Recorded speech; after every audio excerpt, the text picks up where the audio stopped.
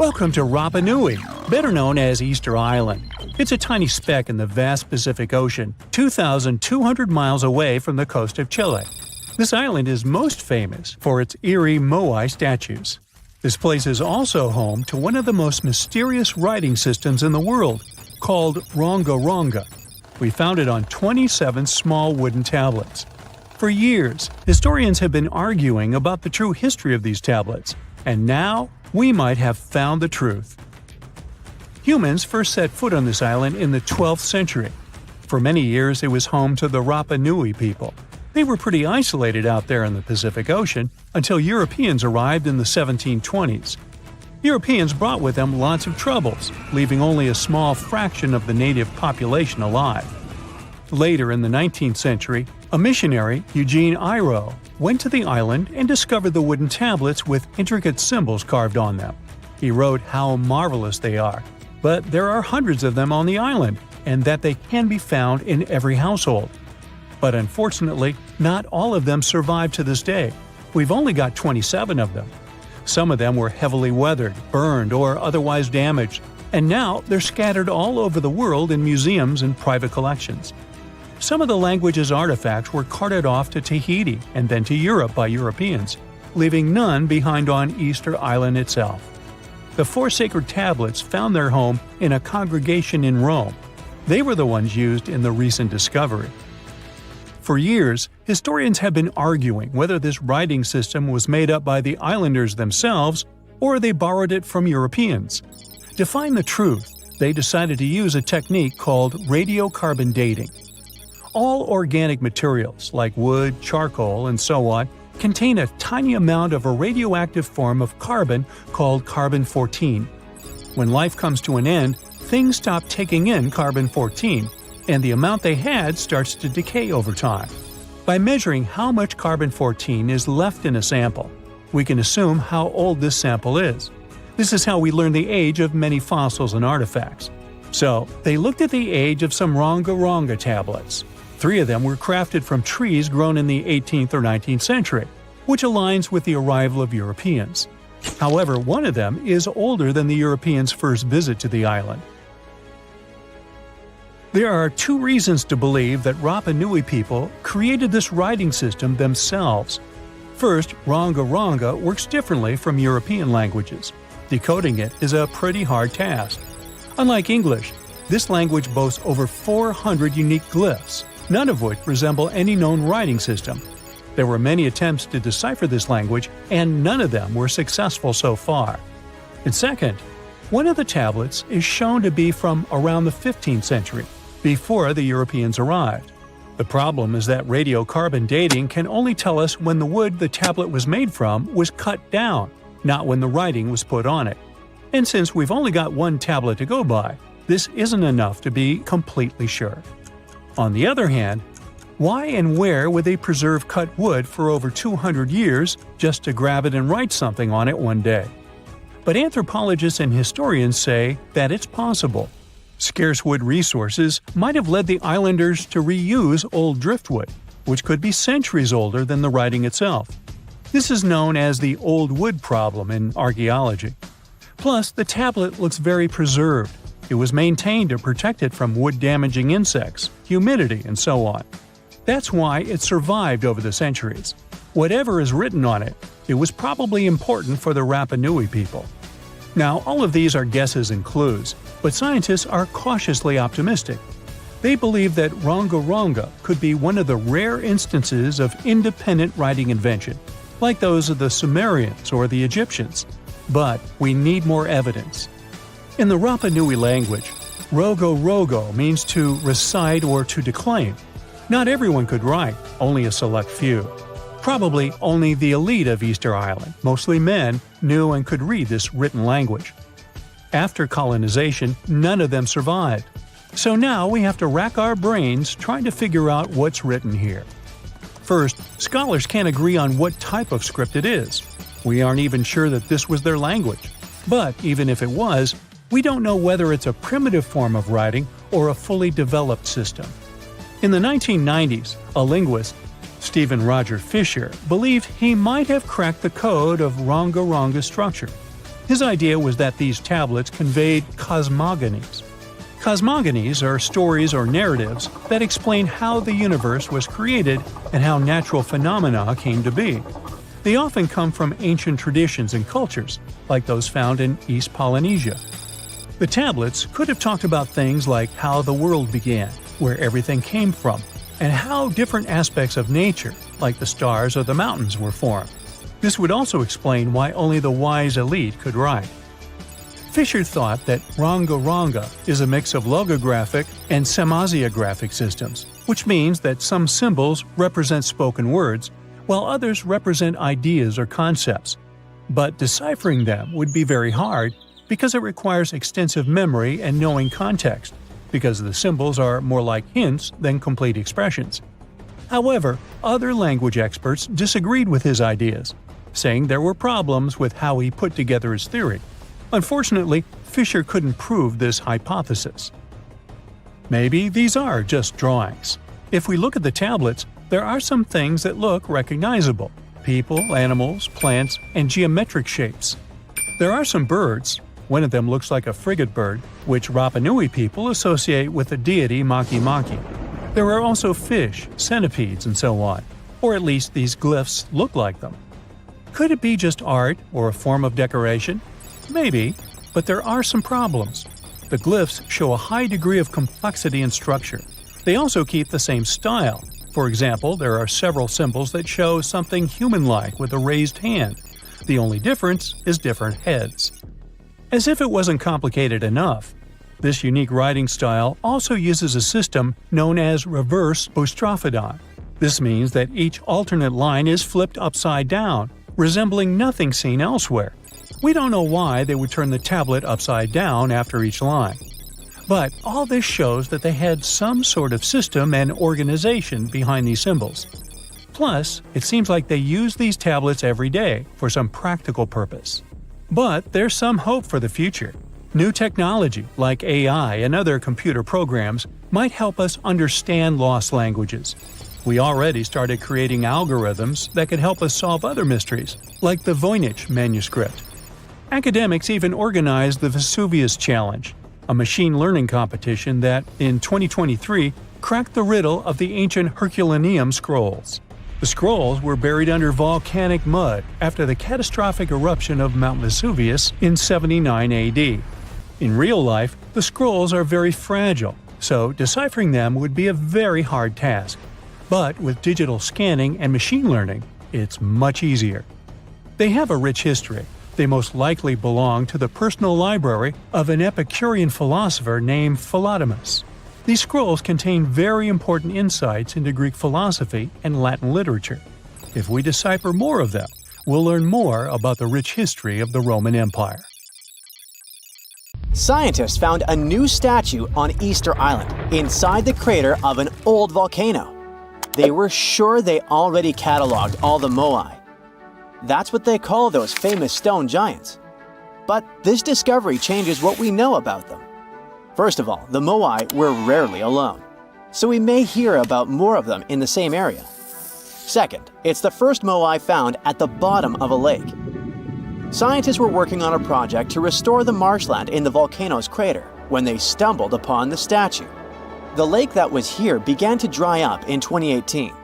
For at least 200 or 300 years, it was almost 10 feet deep, so it would be impossible for humans to build or put a statue on the bottom. Scientists think the Moai are over 500 years old. It's possible that the Rapa Nui people who built them probably brought the statue here when the lake was dry in the past. The new find turned out to be slightly over 5 feet tall, which is smaller than the other statues on the island. It's a full-bodied one with recognizable features. Researchers also plan to do radiocarbon dating to find out the exact age of the statue. They don't plan to remove it from where it was found because the oldest members of the Rapa Nui community want it to stay where it is. Moai statues kept scientists puzzled for centuries. They knew that they were built as a dedication to the island's chiefs, but no one could figure out why they chose these various locations for the statues. Most of them were found along the coast of the island. Researchers from Binghamton University in New York decided to study the locations more closely and learned that it had to do with water. Easter Island has porous volcanic soil that absorbs rain easily, so there aren't enough streams or rivers and too little fresh water. Hundreds of years ago, the island's people relied on groundwater discharge to get drinking water. The water stored deep underground in rock or soil layers, called aquifers, reach a point where it flows up to the surface. When this underground water emerges near the coast, it mixes with the salty seawater, but the salt level remains low enough that the water is safe to drink. The islanders used to collect this water directly from the spots where it flowed out. And it looks like that's why they built the Moai along the coast, right near their most important water source. The main bodies of most of the statues were made of volcanic tuff from a local quarry in what used to be a volcano. This material is easy to carve, but not so easy to transport. That's probably why researchers found over 300 unfinished Moai back in the quarry. The rest of them stand in various locations, facing the villages. It looks like the statues were carved lying on their backs. Then, their sculptors detached them from the rock, moved them downslope, and set them in a vertical position to finish the work. When it was done, it was time to move the statue to its platform. And we're talking about moving statues that weighed around half as much as a single-story, unfurnished house without a car or any modern equipment for 3 miles. The locals must have invented some original transportation method. Scientists tried to recreate it and pulled Moai replicas on wooden sleds. They thought someone would have used palm trees for that purpose, but this theory has been debunked. The most successful experiment so far was wielding ropes to rock the statue down the road in a standing position. This sounds legit, because the local Rapa Nui legends mention that the Moai walked from the quarry. And of course, they needed a good road to get there. In the early 20th century, researchers Catherine Rutledge found an 800-year-old road network on the island. It was a bunch of pathways around 15 feet wide going from the quarry. She thought that those roads were ceremonial and not built just for the statues. She wasn't a famous scientist back then, so others mostly ignored the theory. Several decades later, famous Norwegian adventurer and archaeologist Thor Heyerdahl published his theory. He mentioned that the roads were there exclusively to transport the Moai, and some of the statues were dropped along the way for some reason. But in 2010, researchers found that the statues reached their final destinations because they were all set on hidden platforms. The road floor was U-shaped, so pulling massive statues along them wouldn't be easy. You can still find roughly 15 miles of these roads on the island and see them from satellite images. Scientists used to believe that the Rapa Nui people made Easter Island unlivable and ruined their own civilization. But a new study that used remote sensing data and machine learning says that the island's population didn't grow too big and collapse. Instead, the islanders figured out how to live in this challenging place and kept their population small and steady for hundreds of years. Researchers found amazing rock gardens as proof for this new theory. Easter Island, or Rapa Nui, is one of the most remote places on Earth where people live. It's surrounded by the Pacific Ocean. Central Chile is 2,200 miles to the east of it, and French Polynesia is 2,600 miles to the west. The island, which is 63 square miles in size, is made entirely of volcanic rock. But the volcano stopped erupting a long time ago, so Rapa Nui's soil has lost most of the useful nutrients that lava once brought here. It's also drier than tropical islands, and its deep waters made fishing much harder for the settlers, as there's no shallow lagoons or reefs to fish in. So, the islanders came up with a smart farming method called rock gardening to survive here. They spread rocks of different sizes over the soil and planted crops like sweet potatoes and taro between the rocks. The rocks protected the plants from harsh winds and salty air and helped regulate the soil's temperature. They also slowly released minerals into the soil, so it became healthier for growing food. Some islanders still use these gardens, although they don't produce a lot of food. People in places like New Zealand, the Canary Islands, and the US Southwest have used similar techniques to grow crops in uneasy environments. While scientists are solving Easter Island mysteries, the island itself is teaching them something new about how the Earth's mantle works. For years, they thought it moved like a slow conveyor belt, carrying tectonic plates along with it. But a new study by geologists from Cuba, Colombia, and the Netherlands is challenging this idea. They used a special method called zircon dating to figure out the island's age. Zircons are tiny crystals that form when magma cools, and they have traces of uranium inside that turns into lead over time. So, the scientists measured this change to tell the age of zircons. And they were shocked when they saw that some zircons were way older than expected, around 165 million years old. The island itself is only 2.5 million years old. The scientists found that these ancient zircons came from deep inside the mantle, under the tectonic plate, by magma from earlier volcanic activity. Easter Island's volcanoes are part of a group called hotspot volcanoes, formed by hot plumes of rock rising from deep within the Earth. Normally, these plumes stay in one spot while the Earth's crust moves above them and creates a chain of islands, like Hawaii. But the discovery of ancient zircons on a younger island shows there's more going on deep underground than we thought. Research showed that 165 million years ago, a giant volcanic plateau existed where Easter Island is now. But 110 million years ago, it sank under Antarctica because of tectonic subduction.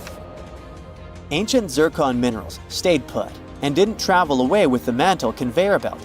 So, it looks like the mantle near hotspot plumes doesn't flow as much as scientists used to think. It stays still. This new idea could lead to big changes in how we understand plate tectonics and how the Earth's inside moves over time. The Moai statues have been standing tall and proud for hundreds of years. Once people put an enormous effort into carving these grand sculptures, and then they just suddenly stopped making them. But why? Let's figure out this mystery. Easter Island, located 2,500 miles east of Tahiti, has an area of 63 square miles. To this day, it's one of the most isolated islands in the world. Once it was covered with forests, filled with different trees and ferns. But when the first humans came to the island around 400 CE, the forest slowly began to disappear. And starting from 1250 CE, Moai statues began appearing all over the place. People made them from different types of rock: compressed volcanic ash, basalt, trachyte, and red scoria. As it's a volcanic island, these were all the ingredients the creators of the statues had to use. And once the builders completed their work, they covered the statues with pumice. The faces of the statues are different, but they all have distinct expressions, with heavy brows and large noses. Their arms are carved into the body. Some have hats on top of their heads. There are nearly 900 statues all over the island. They differ in size. The average height is 13 feet tall, and the largest ones reach 33 feet in height and weigh up to 82 tons. Because the statues have so many different faces, there are theories that they represent and honor ancestors, chiefs, and other important people who lived on the island. But without any clear evidence, it's almost impossible to figure out the true purpose of the Moai. Once they stood beautifully along the coast, watching over people in settlements, and their backs faced toward the spirit world of the sea. When Europeans first discovered the Moai statues in the 1700s, many of them had already toppled over, and the construction of statues had stopped way earlier than that. Huge amounts of effort were put into making these things. Expert craftspeople spent a great deal of time slowly carving the statues with basic picks. A team of up to 6 people would work hard for an entire year to make just one statue. Then they often had to transport it to its special place on the island, as far as 11 miles. With the help of carbon dating, experts have managed to figure out that the statues started to appear in 1250 CE. And then, suddenly, in 1500 CE or so, the process just stopped. The creators of the statue just left their stone chisels where they were last used. and only a quarter of all the statues were actually placed where they were supposed to be. Half of them still remained in the quarry, while others were left on the ground mid-transit. Something happened on the island, and it caused everyone to just lose interest in the statues. There are many theories around why it could happen, and they mostly relate to deforestation. Islanders may have used wood to move the statues across the island. They possibly did this with the help of sleds and ropes, or even used logs to roll the statues or canoes to float them. The wood started to deplete eventually. Trees on the island took very long to grow, and rats ate most seeds. People had many uses for wood, and they needed it not only for practical things, but also to create other statues. Another reason why the inhabitants of the island could have stopped building the statues might be that they were busy with other projects. Specialized rock gardens were becoming more common with a growing population. They were great for the soil, keeping it warm and fertilizing it at the same time. Islanders spent much time and effort making these rock gardens, and there simply wasn't enough time to focus on building and moving the statues. Another theory suggests that what people believed in changed over time. Supposedly, the islands once saw the statues as a connection to their ancestors. After some time, though, rituals depicting a show of strength and endurance became more widespread. And with these rituals, islanders started to carve images related to seabirds. Seabirds became the main animal on the island. People started to believe that their ancestors looked over them through birds instead of the statues, so there was no longer a reason to build the Moai. Anyway, these theories might be true, but the main problem was that the small island couldn't support a growing population. What was once a lush land covered in forests quickly became a barren landscape. For the first few centuries, people relied on forest resources, but agriculture became more important sometime after 1550, when forests disappeared. Tribes that once worked together to build the fantastic monoliths focused on competing against one another instead. During this struggle for land and resources, the Moai statues were toppled over because people wanted to reduce their significance. Over the following centuries, all the statues were pushed over, but not all of them deliberately. Many fell naturally after being neglected for so long. Some even ended up in the ocean water surrounding the island, and there they sat for a while. But there was some good news for these statues. They were re-erected, providing a great experience for visitors from all over the world. If you make a journey all the way to this isolated island, the first question you'll probably ask will not be how the statues were made or how they were moved. It will be, how on earth did anyone even make it here in the first place? It was one of the most amazing feats ever. The Polynesians sure did some pretty extraordinary things. From as early as 1500 BCE, these boat-faring people began to explore their world. They used the most advanced marine inventions of their time.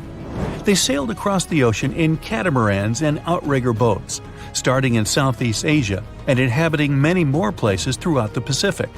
They lived as far north as Hawaii in 900 BCE and all the way to the south in New Zealand by 1200 BCE. And the farthest journey to the east was, of course, Easter Island. In only a few hundred years, these early sailors inhabited an area of thousands of square miles. They simply memorized where they had already been, and this way managed to navigate the ocean. They used a wide range of techniques. They watched the sun as it rose and set during the day. Stars helped them at night. If it was overcast and sailors couldn't figure out direction visually, they used other brilliant methods. They watched the movements of ocean currents and wave patterns and paid attention to bioluminescence in the water. These patterns helped them find where specific islands were located. These seafarers even understood how islands and atolls in the distance caused air and sea interference patterns. Birds provided them with certain signs too. Some of them migrated long distances from one island to another, which gave travelers some kind of a visual connection for their route. Other types of birds had specific feeding times. Sailors knew when and where they hunted and directed their boats depending on where these birds fed. Vikings certainly get way too much credit for their seafaring abilities. Where they used a sun compass, the early Polynesians relied purely on the knowledge of how nature itself could guide them. Their skills were so advanced that in 1769, Captain James Cook, an English explorer, even hired a Polynesian navigator because of his extensive knowledge of the seas. But even more surprising was the fact that he drew a map from memory. It covered an area that was 2,000 miles wide. In this region, there were 130 islands, and the navigator knew 74 of those islands by name. At the beginning of their voyage, Captain Cook often disregarded the navigator's advice. But toward the end of their journey, he was very impressed. He also recognized the Polynesians as possibly the most widespread nation on Earth. The Easter Island giant heads are so popular that they even have their own emoji. Their true meaning has been a mystery for hundreds of years. But it looks like we at least know how they were built and transported to their permanent location. The Moai statues consist of 3 parts: a large yellow body, a red hat or top knot, and white inset eyes with a coral iris. Around 1,000 of them were created. The main bodies of most of the statues were made out of volcanic tuff from a local quarry in what used to be a volcano. The material is easy to carve, but not so easy to transport. That's probably why researchers found over 300 unfinished moai back in the quarry. The rest of them stand in various locations, facing the villages as if watching over the locals. So, it looks like the statues were carved lying on their backs. Then, their creators detached them from the rock, moved them down slope, and set them in a vertical position to finish the work. Once it was done, it was time to get the statue to its platform. Now, if you've ever moved houses, you know how physically hard it is. So, imagine having to move a statue that is about half as heavy as a house without a car or any modern equipment for a distance of 3 miles.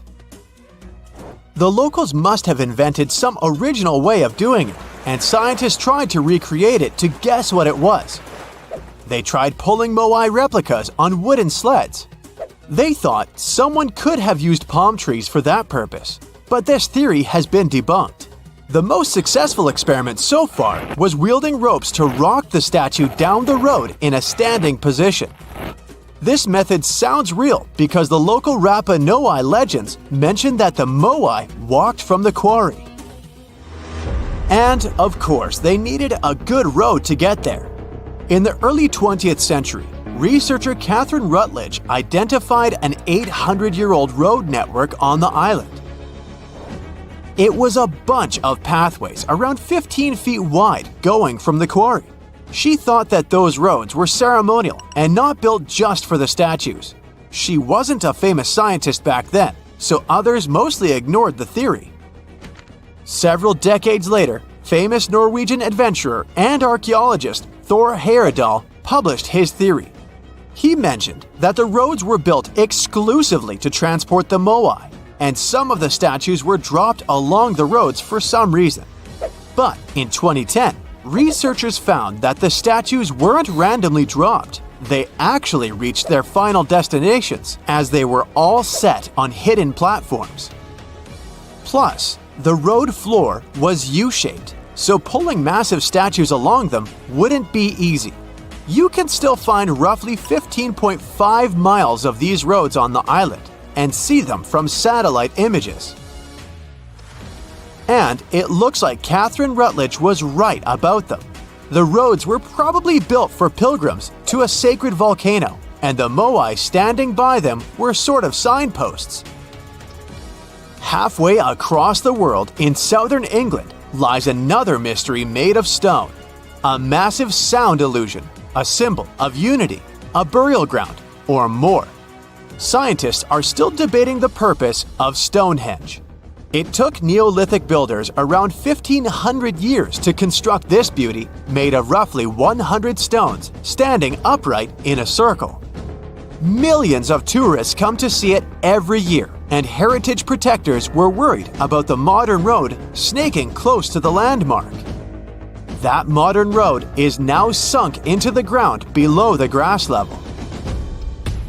And even though archaeologists assumed they could find an older road under it, they didn't have any high hopes. But when they took off a layer of asphalt, they noticed two parallel ditches that were nearly perpendicular to the road. The ditches connected the shortened sections of the avenue.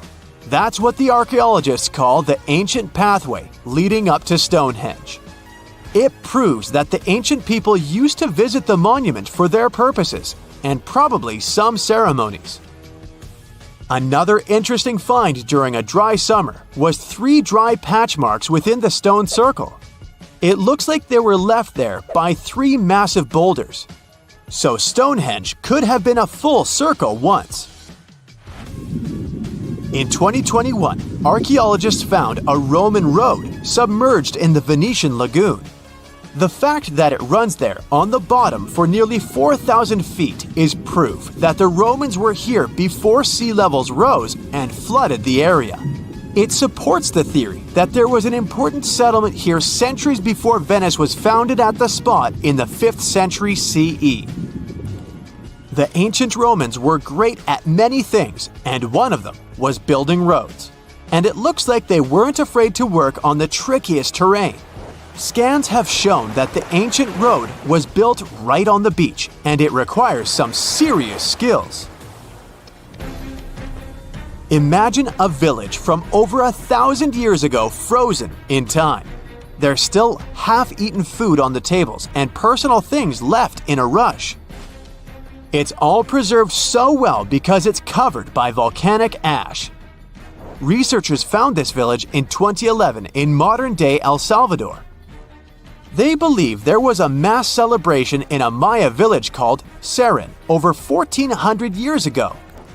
The whole village was there, preparing the main temple for a ritual when a nearby volcano erupted. The 200-plus residents had no time to rush back to their homes. To save their lives, they had to flee the plaza and run south on a raised road called Sacbe. They managed to escape from the plumes of volcanic ash. In addition to being a superhero and saving all the people, the road had another cool feature. All Sacbe roads had an outer layer of stones, but this one was made of ash. Ironic, isn't it? It proves that the Maya people didn't only use stones to build their roads. Archaeologists discovered several coins in Jerusalem when they were excavating an old street. When they saw the minting dates, they realized the road was built when Pontius Pilate was the Roman governor of Judea. Since he was the local ruler, it's almost clear that he gave the order to build the road. The pilgrims most likely used this road to reach the Temple Mount for worship. The pathway, which was laid with over 10,000 tons of limestone, was almost as broad as a London bus is long. It had been there for 2,000 years. It's not common that you find such a luxurious road, and it's not clear why a Roman governor would spend so much money on the road. It was probably his attempt to make the city's population like him. Plus, it was a great way to show he had both money and influence. The Old North Trail is an ancient highway that the inhabitants of North America used for 10,000 years, first on foot, then with dogs, and finally with horses.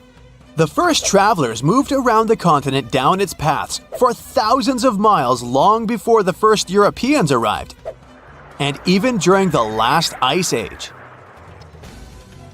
They used it to carry trade goods, visit relatives, find a mate, or just explore. Researchers keep finding evidence that the stories and legends of the Blackfoot Indians about this trail are real.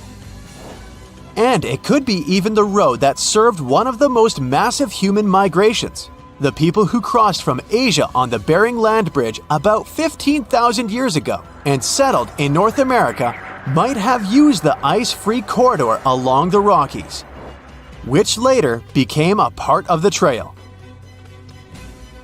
The Nakasendo Highway was built in the 17th century during the Edo period of Japanese history to link Kyoto and Tokyo.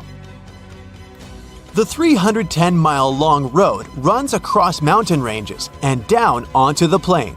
It was one of the 5 main roads used by the feudal lords and their families to travel to the capital. There were 69 post stations on the route where travelers could stay overnight. The road was built for horses and pedestrians, as the Japanese didn't use carts. You can still walk parts of the route.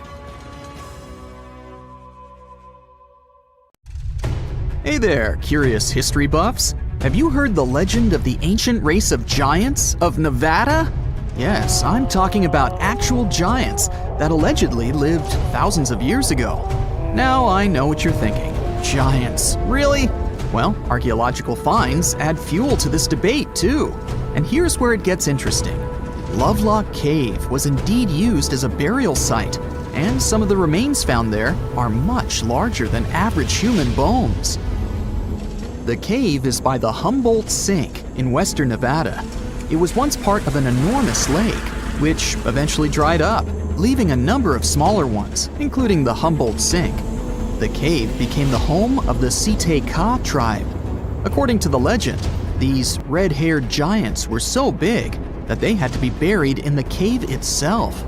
Indeed, later on, archaeologists discovered 8 to 10 foot tall skeletons. This legend started to unfold when a mining engineer named John T. Reed talked to the locals in 1886. Once Reed saw the cave, he knew he was onto something. The news spread soon, but the cave was attracting another type of attention too. The deposits of a fertilizer known as guano were discovered inside the cave.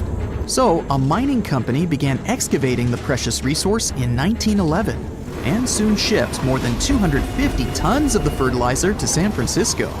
Unfortunately, some of the human remains and artifacts were neglected and lost in the mining process. This led to an official excavation in 1912 and 1924. After the top layer of guano had been mined, strange objects started to surface.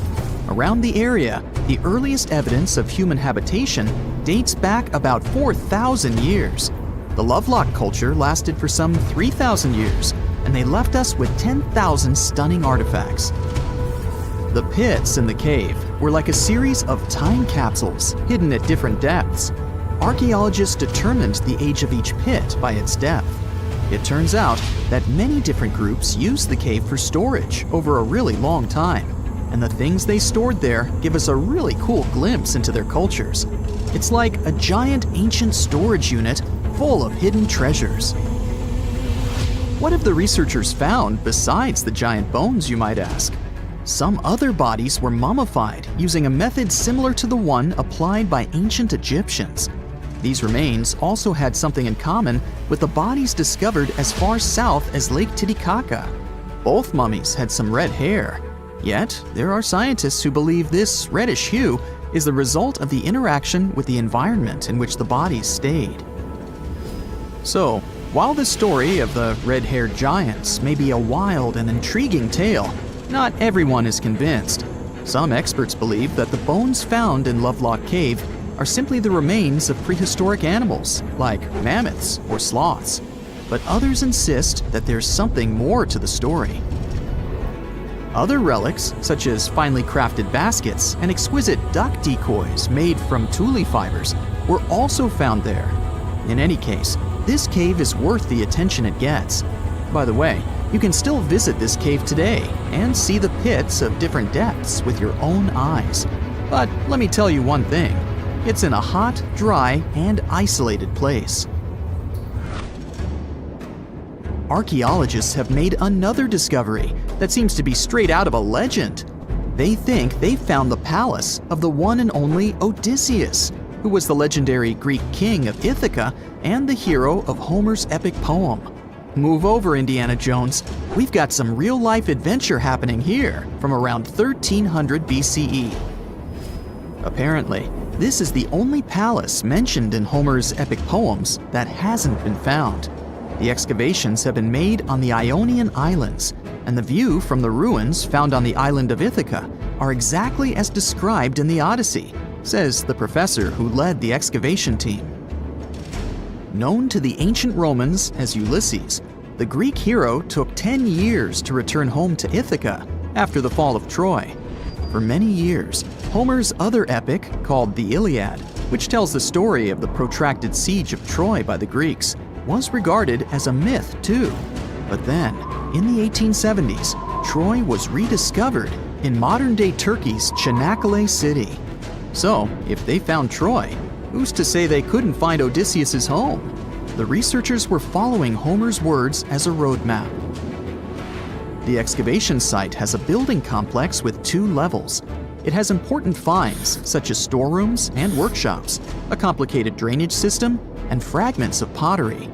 It also has a well from the 8th century BCE, which is around the time when Odysseus is believed to have been the king. Yet, not everyone is convinced that the team has actually discovered the home of Odysseus. A British researcher named Robert Biddlestone insists that Homer's description of ancient Ithaca isn't very similar to the island that now has its name, and that Odysseus' kingdom was actually on the Isle of Cephalonia. However, Italian archaeologist Adriano La Regina might have a more realistic approach to this debate. He says that whether this find has a connection to Ulysses or not, what's more important is the discovery of this royal palace. Once upon a time, in a land far away, the Klamath Indians spread a legend about the creation of Crater Lake. Okay, maybe this land is not that far away, and it still exists. You can find it in south central Oregon, in the western United States. Anyway, the legend has it that this lake was formed in a vicious battle between 2 volcanoes, Mount Mazama and Mount Shasta. Then the spirits of earth and the sky, which are Lau, who ruled the below world, and Skel, the chief of the above world, joined the fight. It turned into a geological drama. During the battle, darkness veiled the land. The fight was over when Mount Mazama collapsed and sent Lau back into the underworld. Then the rain filled the pit and created a lake in the place where the mountain had once stood. Flash forward to our time. Scientists have discovered that Mount Mazama did erupt 7,700 years ago. Artifacts found in the area prove that the legend indeed contains some details about the explosion. The tale says that red-hot rocks were flying through the sky. This happened during the volcanic eruption that caused the mountain to collapse. This created the volcanic caldera, which later on got filled with water. What makes this legend came true story unusual is how long it has existed. According to researchers, these types of verbal stories lose their credibility within 600 to 700 years. That's why the legend about the creation of Crater Lake is so unique. So many generations, for hundreds of years, have been accurately passing down the information. This volcanic crater lake is now in a national park.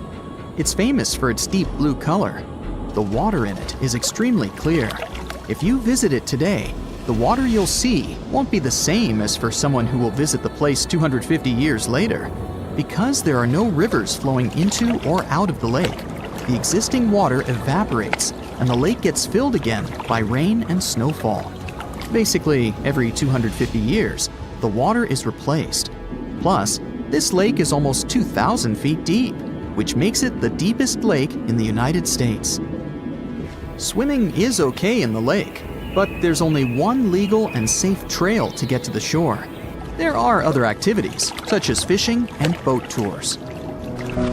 Shared human experiences, such as birth, marriage, and aging, may explain why certain tales are shared globally.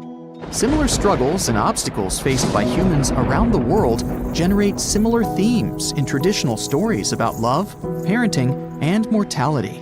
So, do you have legends or tales you've heard of from your grandparents? Who knows?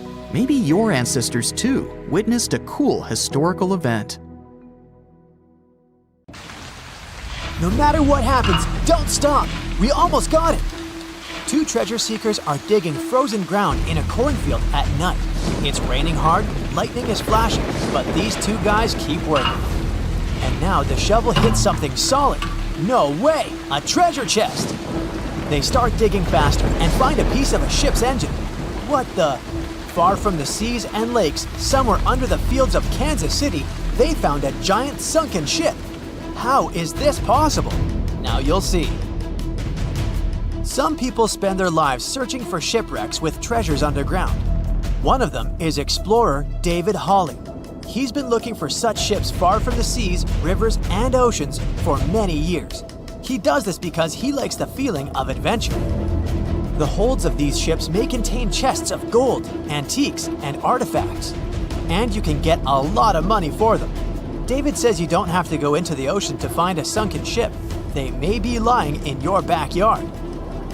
But why do ships end up buried underground among fields, farms, and plains? Let's find out using the example of steamboat Great White Arabia. According to old records, the newspaper clippings, this ship had been carrying about 200 tons of treasure before it sank in 1856. Many rumors and local legends said the ship was lying underground a few miles northeast of Kansas City. It was there because people deliberately altered the riverbed and channels of the Missouri River in the second half of the 19th century. They artificially brought the shores closer to each other. They narrowed the river to increase the flow's speed, so boats could sail much faster. In the 19th century, steamboats were the most popular means of transporting passengers and goods. Before railroads, they extended the western border across the Mississippi and Missouri rivers and brought supplies to people. That's why it was so important to increase the speed of their movement. So, on September 5, 1856, Arabia was sailing along such an estuary.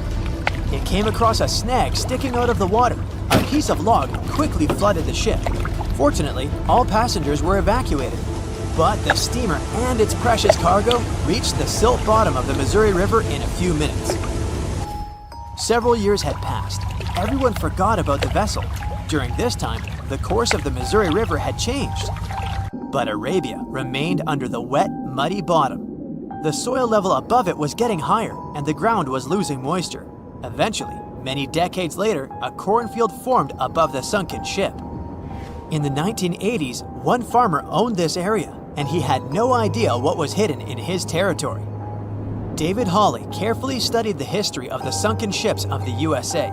He knew that hundreds of steamers had gone underwater all over Missouri, but most of all, he was interested in Arabia, as there were rumors that it was filled with gold and other valuable things. The territory of cornfields in Kansas was vast, but David Hawley knew how to search properly. In 1987, he started working.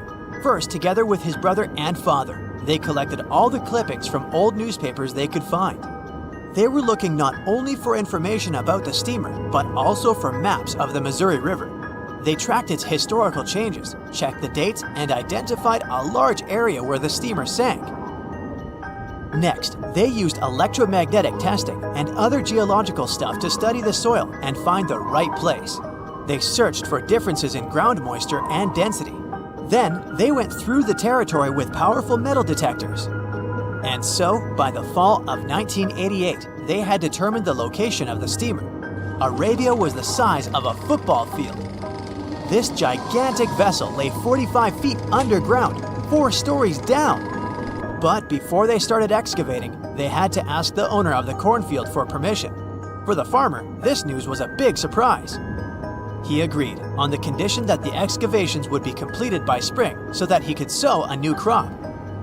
Digging a giant ship in winter is much more difficult and expensive than at other times. It includes additional equipment, electricity, and heating costs. The team worked day and night. They financed the excavations out of their own pocket. Each invested more than $10,000 and took out a bank loan. Finally, they noticed the first details of the ship.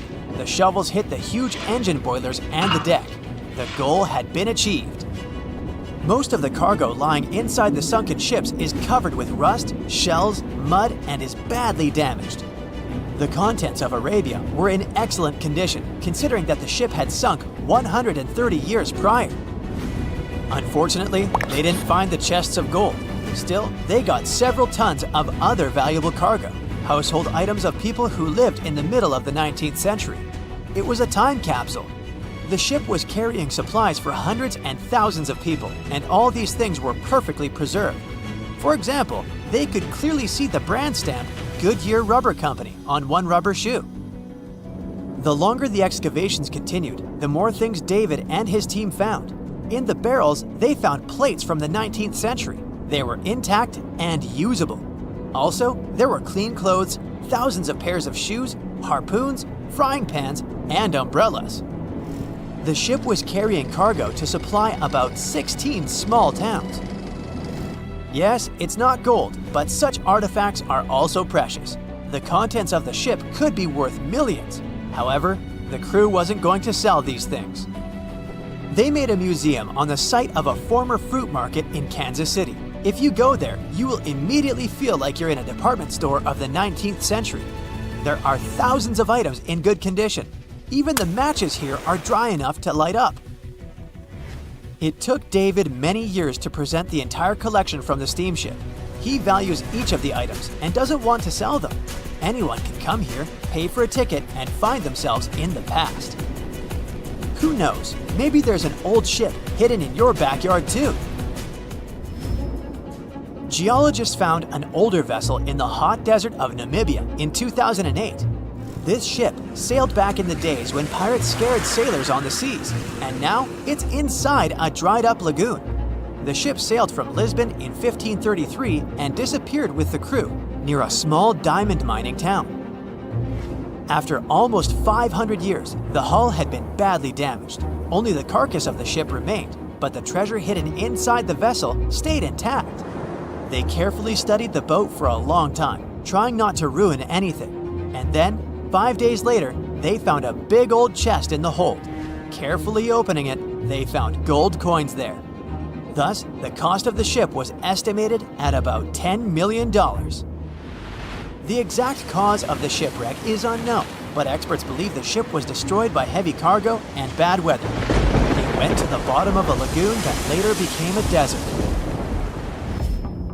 Some find an airplane in their backyard, others discover a ship, and one man found a passage to an ancient secret city in his house.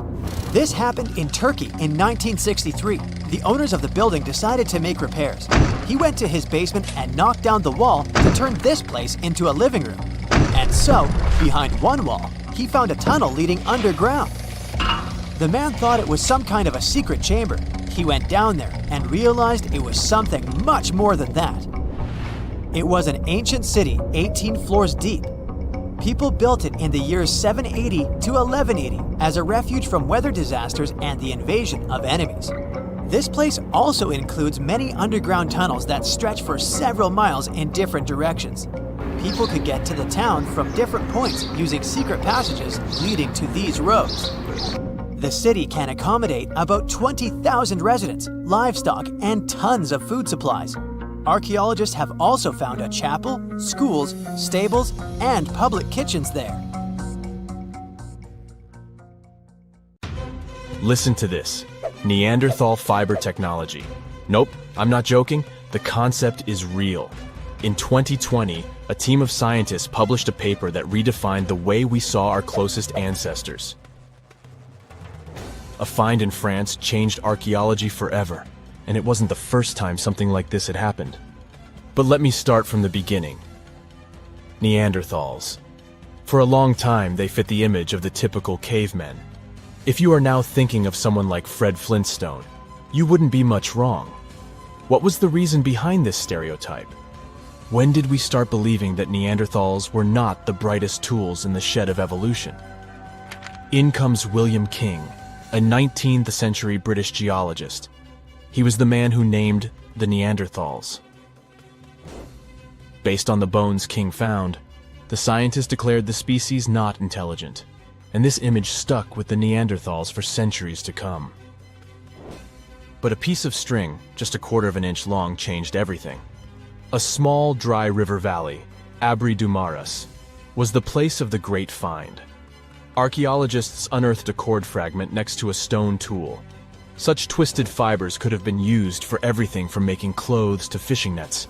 In prehistory, this was some advanced tech, and the Neanderthals seemed to have mastered it. Scientists already knew that these early humans made tar from birch bark, and that they produced shell beads. There's even evidence of Neanderthal art. They were definitely not primitive. The string section and similar finds are changing the way we perceive our ancestors. The world of archaeology is constantly changing. Take the pyramids in Egypt, for example. Turns out, they weren't really built by an army of people who the pharaoh made work until they passed out. Herodotus, the famous Greek historian, was the man who started the confusion. He claimed, in 500 BCE, that 100,000 men took part in the construction of the Great Pyramid in Giza. He made no mention of who they were and why they were building the pyramids. That's how the myth started. Huge stone slabs pulled by humans, driven by a foreman with a whip. But Egyptologists would beg to differ.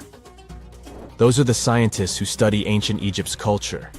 Fairly recently, they uncovered a workers' village that told a different tale. Yes, there was evidence of hard work on the workers' bones, but the construction industry is demanding even today. It took almost 6 years for 12,000 workers to complete the world's tallest building, Burj Khalifa. Back in Egypt, 3 times more workers finished the Great Pyramid in around 2 decades. An impressive feat of ancient engineering, wouldn't you agree? Superiors looked well after the Egyptians who built the pyramids. Their diet was rich in protein. They had medical care and they got paid properly. In fact, they lived better than the non-working population. And they lived with their families near the construction site. Archaeologists know all this because they unearthed bakeries and dormitories with bread jars and other goodies. Looks like the pharaohs were okay employers after all, and the job market wasn't that terrible. They also kept detailed papyrus records of the build and hieroglyphs. You and I wouldn't stand a chance of reading these letters that resemble images. Egyptologists had the same problem. For over a millennium, no one had used this type of font. And it's not like there was an English ancient Egyptian dictionary you could open and find meanings of words. But all this changed in 1822. A couple of decades before, the French found a broken slab of black granite. The stone contained one text in 3 scripts: Ancient Greek, Egyptian hieroglyphs, and Demotic. The last one was also the Egyptian language, but in a simplified script. Scientists dated it back to 196 BCE. The content is a religious proclamation. A French philologist and Orientalist, Jean-François Champollion, was the first one to crack the code. You see, people haven't forgotten ancient Greek letters. The Frenchman successfully matched the Greek letters with the ones in the Egyptian script. And voila, we were finally able to read hieroglyphs. The name of the piece of granite that made it all possible was the Rosetta Stone. The importance of its discovery went beyond archaeology. The word Rosetta Stone even entered the English dictionary. It represents a discovery that helps people understand an enigma that has been puzzling them for a long time. There are similar games. A symbol is attached to a particular message. Then you have to decode the message by replacing the symbol with a corresponding letter. In a nutshell, this is what scientists did with the Rosetta Stone more than 2 centuries ago. Do you know what is the oldest deciphered language in Europe? It has an unattractive name, Linear B. The script belongs to the Mycenaean Greek language. It predates the ancient Greek alphabet by several centuries. You can easily guess which script it is descended from. Linear A. The people from Crete used Linear B more than 1,000 years ago. During the Late Bronze Age, the Greek civilization that used the script vanished. There was no one who could read Linear B, and more importantly, no one knew it existed in the first place. This was about to change during the first years of the 20th century. A British archaeologist by the name of Sir Arthur Evans excavated a vast palace complex at Knossos, Crete, Greece. This was the center of the Minoan culture that created the enigmatic script. The palace boasted some 1,300 rooms. They had colorful paintings of dolphins, griffins, and bulls. All of these captivated the archaeologists' imagination. But their biggest find was at first overlooked: thousands of slabs of baked clay. The fire that brought down the palace helped preserve the tablets. It was impossible to read the slabs, though. They were written in an unknown language. The scientific community had to wait for another half a century before Michael Ventris cracked the code. He was an English architect and cryptographer. Ventris studied Greek and Latin. While attending the famous archaeologist's lecture, the young man decided to solve the puzzle of Linear B once and for all. He managed to do so in 1952. One of Ventris's most amazing discoveries was that the script was an archaic form of Greek. But cryptology still hasn't solved the code of Linear A. This writing system will remain a mystery until a motivated young person like Michael Ventris comes along. They wouldn't have to be a professional archaeologist. Basil Brown certainly wasn't. Yet in 1939 he discovered the richest early medieval tomb in Europe. This happened in Sutton Hoo in the southeast of England. This wasn't an ordinary tomb made out of stone. It was a full-size ship, 3 times as long as a London double-decker bus. And that's not all. Apart from its main purpose, the ship was full of riches. Deluxe hanging bowls, feasting vessels, gold and dress accessories, and luxurious textiles were just some of the treasures found. Archaeologists were also amazed by the silverware from distant Byzantium. You probably know this city as Istanbul, Turkey. Even in our age, it's several days' drive from Sutton Hoo. Just imagine how much time and money it cost to import a silver plate in the 7th century. That's when the ship went down, according to archaeologists. The English couldn't have done it.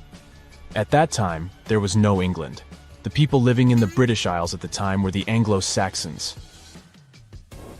Perhaps the ship from the grassy mounds in Suffolk belonged to one of their kings? We will never know. The local acidic soil did away with any possible evidence, or no one laid there in the first place. It could have been a cenotaph, which is a monument constructed to honor an important person. The archaeologists still don't have a definite answer. But what they have found at Sutton Hoo shed light on the Dark Ages. Before the discovery of the ship, they knew little about what had been going on in Britain after the Romans left. Now, the image of the early Anglo-Saxon society was much clearer. Perhaps the English soil will be the site of the next great breakthrough in archaeology. You're walking down the street. You see a strange-looking antique shop called Ageless Trinkets of Mr. Bright. You're curious, so you enter there. You take a look at all the weird stuff. Suddenly, an old folded parchment paper catches your attention. It's a world map, but something's off with it. Instead of showing the countries as you know them, it shows the locations of 4 mythical lost worlds and civilizations. Mr. Bright, the shop owner, comes next to you after realizing your shock. This map won't let you find these places or anything, but I can explain to you the legends behind them if you want, he says. Let me begin with Atlantis. You might know it as Aquaman's underwater kingdom, but Atlantis, the fictional island, was actually first introduced in 2 of Plato's works. According to him, Atlantis was a highly advanced civilization that existed about 9,000 years before his own time, and its story had been passed down by poets, authors, and others. He wrote about Atlantis and its citizens to give a moral lesson and to teach about the dangers of arrogance, as well as the eventual downfall of those who are after too much power. In his dialogues, Plato stated that Atlantis was a great and powerful empire that was respected in all parts of the world. It was founded by beings who were half deities and half human, and became a great naval power after a while. Being an island filled with gold, silver, and other precious metals certainly helped their case. But besides that, it was also known for its breathtaking architecture and state-of-the-art technology, as well as its countless rare and exotic wild animals. Atlanteans were proud of their great achievements and the perfection of their civilization, but their excessive pride was going to bring their downfall. They believed they were so superior that they could gain control over any nation. This led them to launch a series of invasions. They conquered many of the Mediterranean lands, but when it was time to enter Athens, Athenians pushed back with an extraordinary force, so the Atlanteans were finally defeated. Plato stated that deities then got angry at Atlanteans because of how wicked, greedy, and immoral they became. So they punished them by sending earthquakes, which caused Atlantis to sink beneath the sea. Although the earliest written records of Atlantis were Plato's works, some people still believed his story to be based on truth and tried to identify the island of Atlantis with actual countries. Some people suggested it may have been located in the Mediterranean Sea, near the coast of Spain or Italy. Others thought it may have been located in the Caribbean, off the coast of Central or South America, but there was no solid evidence to support any of these claims. One theory, in particular, seemed more plausible than the others, though. Located in the Aegean Sea, the island of Santorini was the home of a highly advanced Minoan society. However, due to a huge volcanic eruption, it was destroyed about 3,600 years ago, causing the Minoan civilization to suddenly disappear. These similarities between the fictional Atlanteans and the historical Minoans made Santorini a good candidate for the speculations. Yet again, there were still major flaws with it, such as how the time when Plato said Atlantis was destroyed doesn't coincide with the time of Santorini's eruption. So Atlantis still continues to be regarded as nothing more than a popular legend in the scientific world. Now, let's move toward the northeast direction on the map, Mr. Bright says. According to Celtic Breton mythology, there once was a magnificent city called Ys, also known as Caris, that towered over Douarnenez Bay in France's Brittany region. It was the most wealthy city in the entire Atlantic. It was especially famous for its beautiful gardens and buildings, and its citizens were all living comfortably and happily there. Dahut, who was King Bradlon's daughter in Breton legends and literature, had a deep love for the sea. She begged her father to build a city at the edge of the sea, and that is how the city of Ys was established. Little did she know that she would be the one responsible for the destruction of her father's beloved gift. You see, since the city was surrounded by the sea, it needed to be protected by a dike equipped with floodgates, and these gates could only be opened at low tide. And the only one who had the keys to these gates was the king himself. One day, a handsome red knight arrived at the city, but couldn't pass the gates. Dahut was so taken by him that she wanted to let him in. She knew that her father was the keeper of the only key to the city, so she sneaked into his room and stole it from him. Then she gave it to the Red Knight so that he could enter the city and they could be together. However, the Red Knight turned out to be the Prince of Darkness, and he intentionally left the gate open to the raging sea. The waves soon swallowed all of Ys. King Gradlon was able to escape on his magical horse, but Dahut couldn't. She turned into an evil mermaid who lured sailors into the sea. Today, if you go to Quimper, a city in Brittany, northwest France, you can find the statue of King Gradlon riding on his horse. Although the city of Ys is a legend, Brittany coast locals believe that on the days when the waters are calm, you can still hear the tolls of the city bells deep under the sea, if you listen carefully. Mr. Bright then points at the Indian Ocean on the map and says, "Now, have you heard about Lemuria?" Back in the mid-1800s, a few scientists suggested that there was once a continent that existed in the Indian Ocean, somewhere close to the south of modern-day Sri Lanka. The first one to popularize this theory was the British lawyer and zoologist Philip Lutley Sclater. In his paper, The Mammals of Madagascar, he stated that he found lemur fossils in India, and not in Africa. However, this discovery was extremely shocking to him because of the fact that lemurs' original homeland, Madagascar, is much closer to Africa. He proposed that this was possible only if some larger continent connected the two once. He stated that this continent must have eventually sunk to the ocean floor. He then named it Lemuria, and hence the theory was born. People who came after Sclater took his theory a step further and thought that Lemuria was also the home of an extinct race of humans called Lemurians, who had 4 arms and enormous bodies, and were also the ancestors of modern-day humans, as well as lemurs. Of course, as new scientific discoveries were made on plate tectonics, evolution, and the study of DNA, the theories regarding the fictional continent called Lemuria were debunked. The last fictional land on the map is Agartha, Mr. Bright says.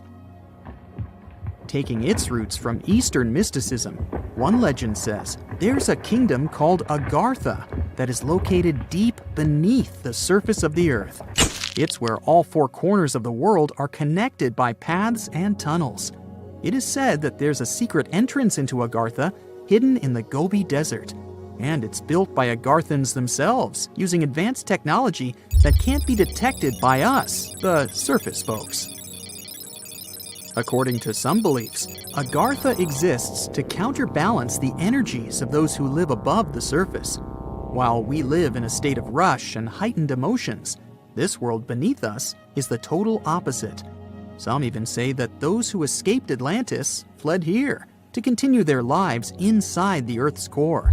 And yet, others think it's actually a land that's crawling with all kinds of monsters. But there's no need to be scared, since modern science proved Earth's core is not actually hollow and is a solid hot iron ball. So you can cancel your journey plans to the center of the Earth if you've made any. Thanks, Mr. Bright. Strange and amazing items are discovered often, but figuring out what our ancestors were up to is pretty tough. Especially when all you have are just some rusty cups and cave drawings. It's no surprise that even the experts in lab coats sometimes make mistakes.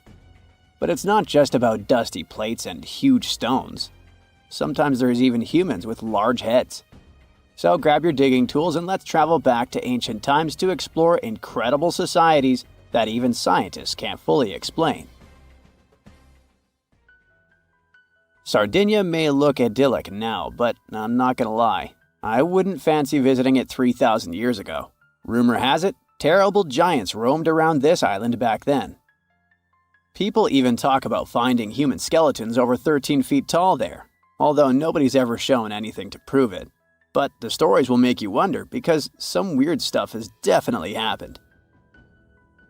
In 1974, over 5,000 pieces of broken stone artifacts were found in a part of the island called Monte Prama, but instead of being displayed in a museum, they were locked up in an underground vault for about 30 years. Sounds a bit suspicious, doesn't it? When they were finally displaced in 2005, scientists put the pieces together to find statues of 38 giant men standing 8 feet tall. Not quite as tall as the legendary skeletons, but still pretty huge. It's thought these statues were made by the Nuragic people, who lived on the island a long time ago. Besides giant statues, they also built over 8,000 massive stone buildings. Perhaps Nuragic weren't giants themselves, but they definitely liked their things big. I do too. I like a big number of likes on our videos. That would be pretty great. Thank you if you liked this and subscribed. Now back to the video. You and I are pretty smart, but we might not be the smartest humans ever. Actually, we might not even be the smartest species. Since 1913, some skull fossils found in South Africa have hinted at a possibly smarter contender called Boskop Man. This human-like species might have lived as recently as 10,000 years ago. Their skull suggests they had really big heads, which means their brains could have been 30% bigger than ours. Wow! Their average IQ could have been around 149, making them among the smartest 0.05% of people today. But if a Boskop Brainiac was so much smarter, why are they not around and we are? Well, bigger isn't always better, you know. Our brains are a lot bigger than our ape relatives, mainly in the prefrontal cortex. This part helps with high-level tasks like making decisions, remembering things short-term, and being aware of ourselves. The parts of the brain that handle our senses and movements haven't really grown much. So, maybe the Boskops spent too much time dwelling on the past rather than doing practical things like hunting. But this is all just guessing. We really don't know what happened to these clever cousins of ours. Some people even argue that Boskops weren't any different from us, with the only evidence being parts of skulls. The jungle is huge. Did you know the Amazon rainforest is home to about 30% of all the world's plant and animal species? That's impressive. However, the history of one native species, humans, has long puzzled scientists. The mysterious Kasarabe people lived here for hundreds of years and then vanished around 1400 AD.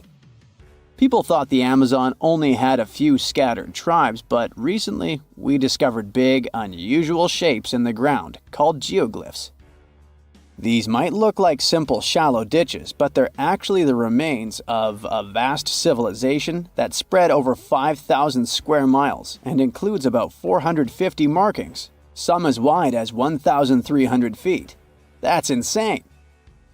They likely contained ceremonial buildings and could have hosted up to 1 million people as recently as 550 years ago.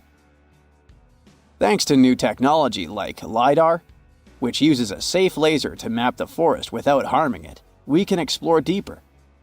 In 2019, some scans showed miles of raised roads and pathways and even pyramids over 70 feet tall.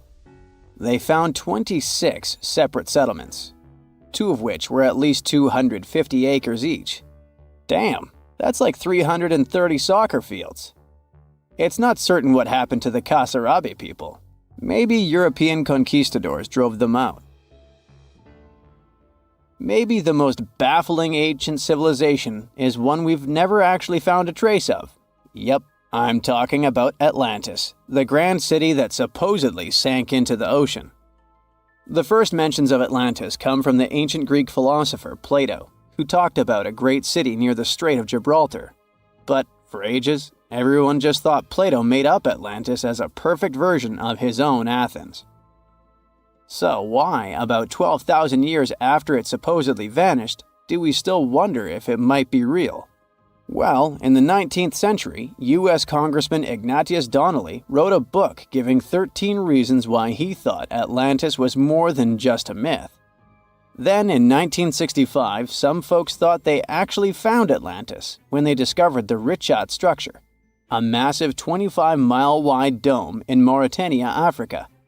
It's so big that you can see the whole thing from space. 2 astronauts flying over the Sahara Desert spotted this giant eye staring back at them and thought they'd made the discovery of a lifetime. Unfortunately, there's no solid evidence linking this structure to Atlantis. It's believed to have formed from volcanic activity about 100 million years ago. But it does look suspicious, doesn't it? Still, we're no closer to knowing the truth. Imagine going back to about 3,300 BCE and finding yourself in South Asia. Welcome to the Harappan civilization. These people were way ahead of their time. They had cities like Harappa and Mohenjo-Daro, complete with baked brick houses, sophisticated drainage systems, and even public baths. This place might have had over 5 million people, making it one of the densest regions at the time. They also invented a system of standardized weights that was incredibly useful for traders. And trading they did. These people had connections stretching all the way to the Middle East, thanks to their great skills in metallurgy. They even had a form of ancient branding. The seals were used to stamp clay on trade goods. Despite being so advanced with a thriving urban life, there's a whole bunch of mystery shrouding their language and script. We've got bits and pieces of their writing, but no one's deciphered them yet, even with all the technology we have today. We also still don't know how exactly their society worked. It looks like they didn't flaunt their social status as much as other civilizations. No grand palaces or massive monuments. Instead, their largest buildings might have been granaries. They sure were practical. Unfortunately, all good things must come to an end. Around 1800 BCE, this bustling civilization started to decline, possibly due to shifts in river patterns. As the environment changed, the Harappans packed up, moving towards more hospitable lands. Ever heard of the Minotaur? The beast with a bull's head and a man's body, hunting the bravest travelers in a massive maze. Well, this wasn't just any old tale. It was one of the most popular dramas of the ancient world. And it was inspired by this place, the island of Crete. The Minoans lived here during the Bronze Age. They had stunning palaces, amazing frescoes, and a culture so rich it still fascinates historians to this day. They built places like Knossos, which was so complex with its multi-story buildings and elaborate hallways that it might have inspired the whole labyrinth myth. Their engineering was so ahead of its time that even their drainage systems were more advanced than what many of us have today. Let me know in the comments which of these stories you find the most fascinating, and thanks for watching. Something exciting and kinda unexpected popped out among the rocks of the Ica Valley in Peru. The bones of a really old whale that lived almost 40 million years ago. At first, no one was really impressed because the bones they found were big and weirdly shaped, so people just thought they were looking at giant boulders. I mean, that's cool too, but things got way better when they realized those were the remains of a very large, ancient animal that roamed along the coast of ancient Peru. Plus, it was probably the heaviest creature that ever lived. Sorry, blue whale, I know you worked hard to get to the top.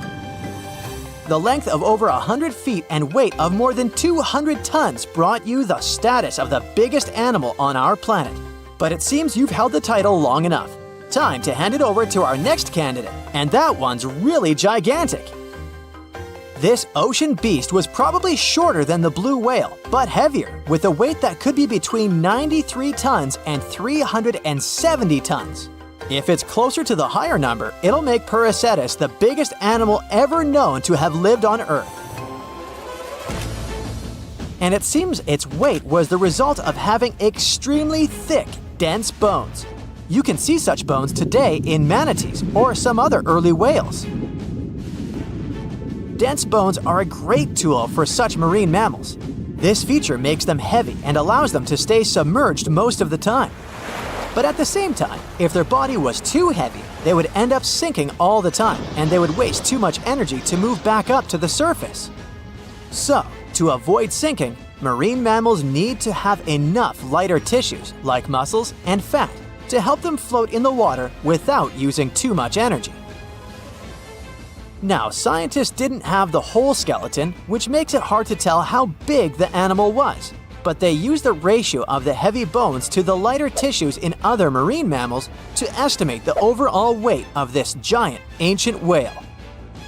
Experts found these fossils about 13 years ago and spent the next decade freeing the whale from the rock. Its anatomy and age showed this whale was a cousin of Basilosaurus, a whale that had a long snout full of sharp teeth, and a sleek body similar to that of an eel. Even if Peracetus wasn't bigger than the blue whale, it was still a giant that ruled the ocean depths. Unlike modern whales, there's a possibility that this ancient fellow was a predator that liked to go after bigger prey. And this also changes how we see the history of whales. Scientists used to think these magnificent creatures became really big about 5 million years ago when they started eating lots of small creatures. But here's the proof that giant whales existed even before that. But it's still unclear how this whale managed to find enough food to sustain its enormous body. Plus, it's still hard to tell what exactly this ancient creature had on its menu. It was pretty large and not such a fast swimmer, so it's possible it searched for food in shallow waters.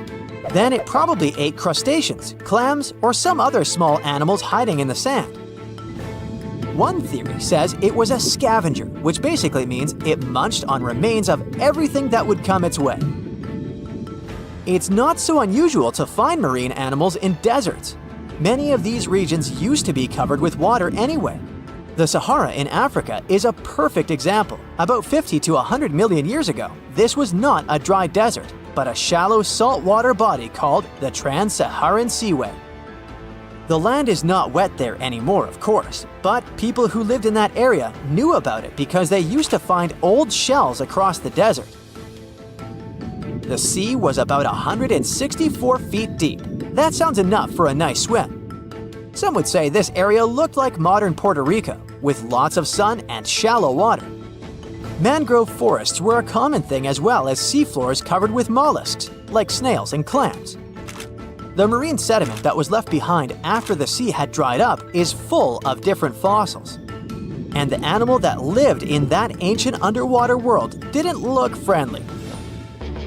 Plus, they were much bigger than their relatives from modern times, so a regular-sized human would end up as a snack, not even a whole meal. Normally, when animals live on small islands, they can become much bigger than their relatives from the mainland. This is something we call island gigantism, and it happens because there are more resources or fewer predators on islands. Maybe the same thing happened in the Trans-Saharan Seaway. Even though it wasn't an actual island, the water moved in and out, which created little pockets of water. And specific conditions in these pockets might have helped animals grow bigger.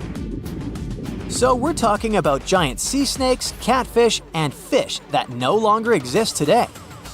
One had incredibly strong jaws, and the animal used them to eat hard things and even crush shells. Their teeth showed they were fierce predators other animals had every reason to be afraid of. They went through some changes when it came to diet, similar to some types of piranhas. And the competition to get to the top of the food chain wasn't a joke. Not when there were also such large predators as sharks, crocodiles, and ancient relatives of elephants. Sahara went through different phases.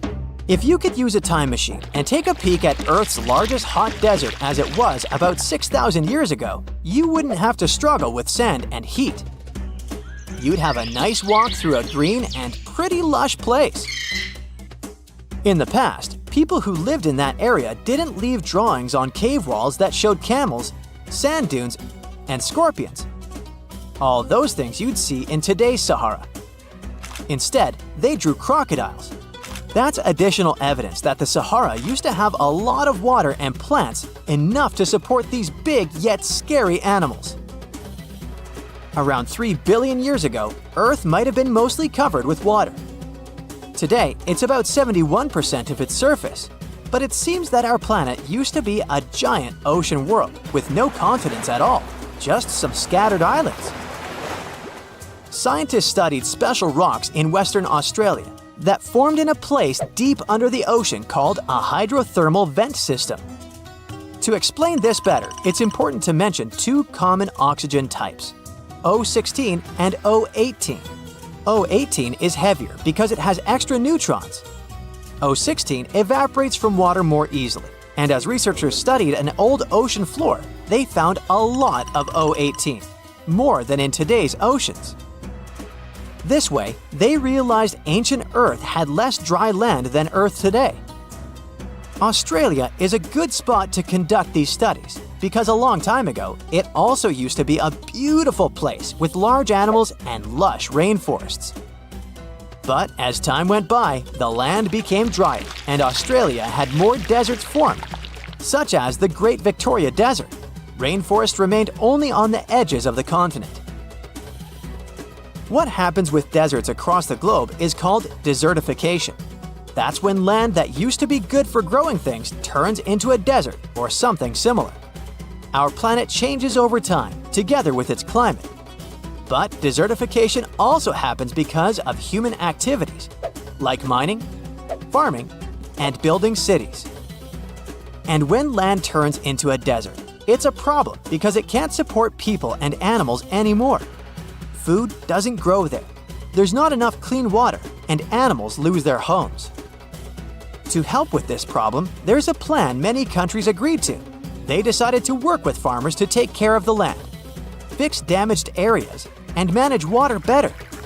All in all, to make our planet a better place for life.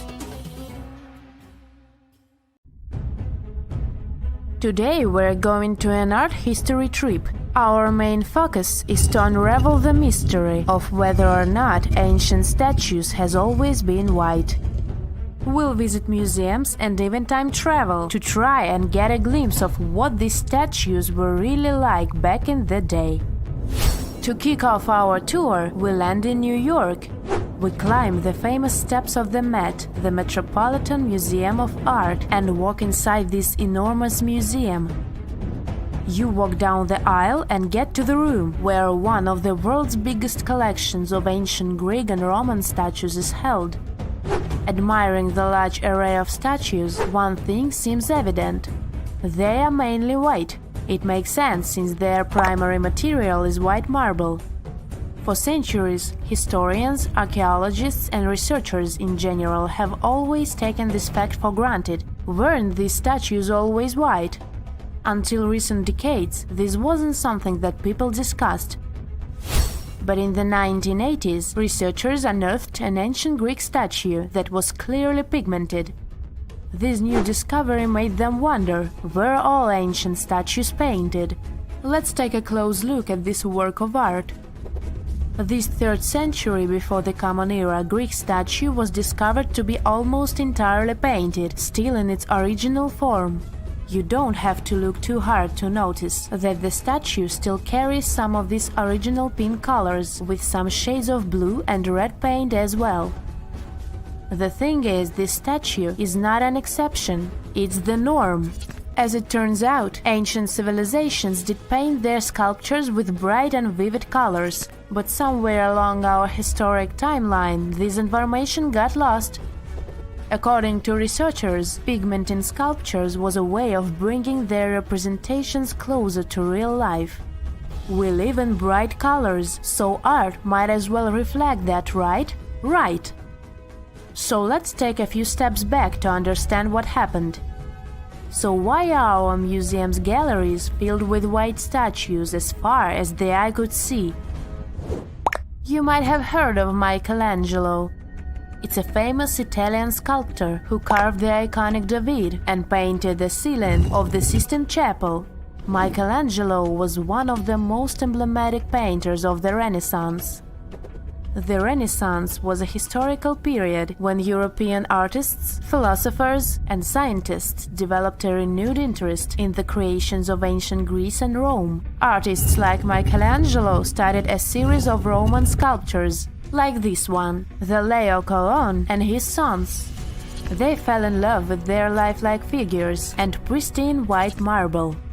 The one thing they didn't know, and didn't have the technology to know, was if the colored pigments from those sculptures had faded. After all, they were found after years of being buried or left in the open air. It's speculated that this statue, the Laocoon, had colored snakes and mantles, for example. When the Renaissance artists set out to pay homage to ancient artists, they left their masterpieces bare too. They carved directly onto the marble and left them white, without pigmentation. Probably because that's the way they thought things were done in the old days. The works of Michelangelo and his peers influenced a whole generation of sculptors after that. So this way of doing art traveled to modern times without much questioning. However, evidence of color pigments in ancient statues is abundant. Some researchers show that scholars have known for at least a century that ancient sculptures weren't originally all white. Other studies suggest that this discovery might have happened even earlier. In early 1980s, archaeologist Vincent Brinkmann made a huge discovery. During his time as a student at the Ludwig Maximilian University in Munich, he developed a technology that was able to detect polychromy in ancient samples of Greek statues. Polychromy is an art of painting in several colors. Anyways, he was taken aback by his discovery and confused as to why and how other researchers and archaeologists weren't talking about this.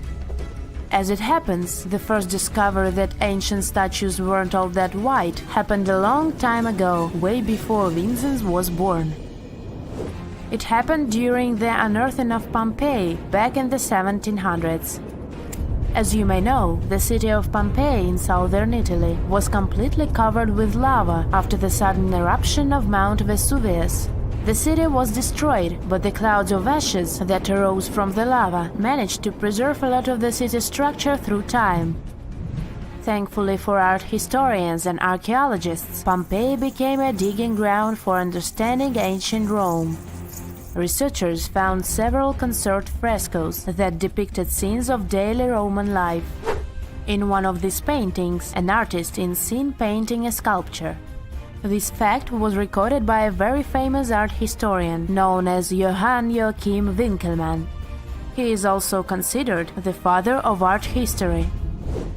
Now let's take a closer look at another famous statue. To see this one in person, you'll have to fly all the way to Rome and visit the Vatican museums. The statue you're looking at is a classic representation of Caesar Augustus. In case you didn't know, he was the founder of the Roman Empire and the first emperor of Rome. He is important. The sculpture you're seeing is called the Augustus of Prima Porta. You may have seen this before, probably in a history textbook. The thing is, it's always depicted in its white marble form. But according to an archaeological finding from the 1860s, the original statue was way much more colorful than that. According to archaeologists, the statue of Augustus de Prima Porta has a crimson tunic, yellow armor, and a purple mantle. It's important to keep in mind that colors weren't made artificially as they are today. Artists could only produce color from natural resources, so purple, for example, was an extremely difficult color to make.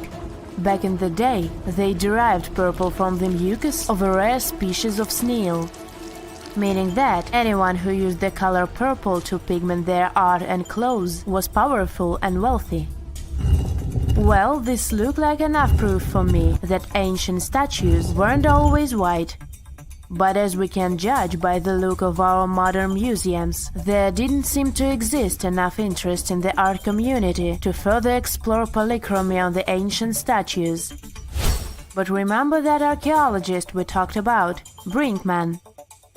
Well, he has been collecting data on polychromy since the 1980s. At a certain point, he even began making colored replicas of such statues. The technology used is far from simple. To reconstitute these ancient works of art, Brinkman makes a 3D plaster copy of them. Then he paints them by hand with the help of his wife. To find out which color were used in the original sculptures, Brinkman uses UV light. Certain pigments glow under UV light, exposing traces that would otherwise be invisible. Take this colorful archer as an example. Look at these colors. This piece is the reconstruction of a marble archer in the costume of a horseman. To accurately depict the archer, restorers had to research a lot about the history of the region where the art piece was originally found, since colors have a cultural meaning. That, together with UV technology, allowed for the reconstruction you can now see. It seems very far from the idea we have of what the Greeks would make, but this is supposed to look exactly like the original one. According to Brinkman, we shouldn't be so surprised that ancient Western civilizations used bright colors to depict their realities. After all, the Romans and Greeks were heavily inspired by the works of art of Egyptian civilization, Old Mesopotamia, and Asia. For example, if you look at the famous Egyptian Sphinx, you might be led to believe that it always looked that way, but that wasn't at all the case. Modern studies and virtual reconstructions of the monument show us that the monument was very colorful. The body of the statue is believed to have been painted terracotta, while the regal headdress that circles the head is meant to have been golden blue. All of these were considered important colors in Egyptian times, and it was only suitable to use them to depict a pharaoh. Recently, scientists made an astonishing discovery that might solve Stonehenge's mystery. They found something hidden deep within the DNA of Stonehenge's sarsen rocks, the huge monolithic ones, and it might reveal why our Neolithic ancestors designed and built this thing in the first place. Over the years, scientists have been scratching their heads trying to figure out where the huge sarsen rocks came from. For years, they believed they came from a quarry just 15 miles away from the site, known as Marlborough Downs. At this site, they found similar minerals to the ones that make up the sarsen rocks. But it turned out there was more to this story than they thought. The understanding of how Stonehenge was built is always changing. Scientists need to really travel back in time to uncover its mysteries. Where did the rocks come from? How were they carried? Why was the site built? You see, the Stonehenge site, located at Salisbury Plain in England, is made up of two main types of stone. There are the super heavy sarsens and the lighter and smaller bluestones. The Sarsens each weigh about 25 tons. That's as much as 3 African elephants stacked together. The heaviest Sarsen stone, called the heel stone, weighs 30 tons all by itself. Together, the Sarsens make that iconic outer ring circle. Inside that circle, that's where you'll find the blue stones. The naming might seem a bit misleading since they're not really blue. They have a bluish tinge to them when they are freshly broken, hence the name. These smaller rocks probably came from the Preseli Hills in southwest Wales, which is about 150 miles away from Stonehenge. They're a bit lighter than the Sarsens, but still pretty heavy. The altar stone, which is classified as a blue stone, is the heaviest one, weighing around 6 tons. Its original location still isn't known for sure. To figure out where a rock came from, scientists first have to study their composition. This is like checking the rock's DNA. Then they cross-reference the structure of the rock with minerals in the soil to see if it's a match. Most of the Sarsens we see around southern England are actually made of a type of sandstone known as silcrete. Think of silcrete as sand that's been hardened by underground water processes over millions of years. This process mostly happened during a period called the Paleogene, about 65 to 23 million years ago. These Sarsen rocks didn't form in one big slab, but in patches, like nature leaving little rock gardens all over the place. Scientists reason the Sarsens spread out randomly, forming in isolated pockets. Over time, many were buried under layers of clay and chalk, which helped preserve them. When ancient builders were on the lookout for materials, these Sarsens must have looked perfect for something impressive like Stonehenge. Actually, Sarsens have been used in everything, from Roman villas to medieval churches, and even in things like road curbs and old field walls. One could say these rocks were the it material for ancient builders, and continue to be popular even into more modern times. This fact made scientists start wondering that maybe not all Sarsen stones that were used to build Stonehenge came from the same place. They've identified Sarsen sites all over the UK, in places such as Oxfordshire and Kent. After hundreds of years of studying the Sarsens, geologists finally had the right type of technology to determine the origin of the stones. Now, I wish I could tell you that it was some undisclosed location very far away from the site. But, as it turned out, the Sarsens were originally from Westwoods, the forest near Stonehenge. A new factor came into play when excavations uncovered empty stone holes, showing that at least 6 blue stone pillars were removed from a Preseli Hills site called Wan Main in prehistory. They had a stone circle over there, and it's believed that some of Stonehenge's rocks were recycled rocks from this more ancient circle. If this is true, it might be that Stonehenge is part of a much larger landscape of ancient sites. If this is the case, then Stonehenge is just the cherry on top of a much larger scale project. Think of it as the sacred centerpiece of an entire landscape of monuments, mounds, stone circles, and things. This is why scientists want to find out where the rocks came from so badly. It could lead to why and how Stonehenge was built. Now, Stonehenge didn't just pop up overnight. It was built in several stages over hundreds of years. It's likely that it wasn't a single unified vision, but more like a big community project that evolved over time. With each generation, the builders brought in their own ideas, creating a stone structure that would last for ages. The first stage was around 3100 BCE. That's when people dug out a circular ditch and likely set up some bluestones as sort of a starter ring. Later, they added the Sarsens and even topped some of them with horizontal stones to form those famous arches you see today, also known as the trilithons. These ancient builders had some challenges on their hands. How would they move the rocks? There's an old theory known as the ice road that suggests that the rocks were moved by natural icy pathways that formed during the winter.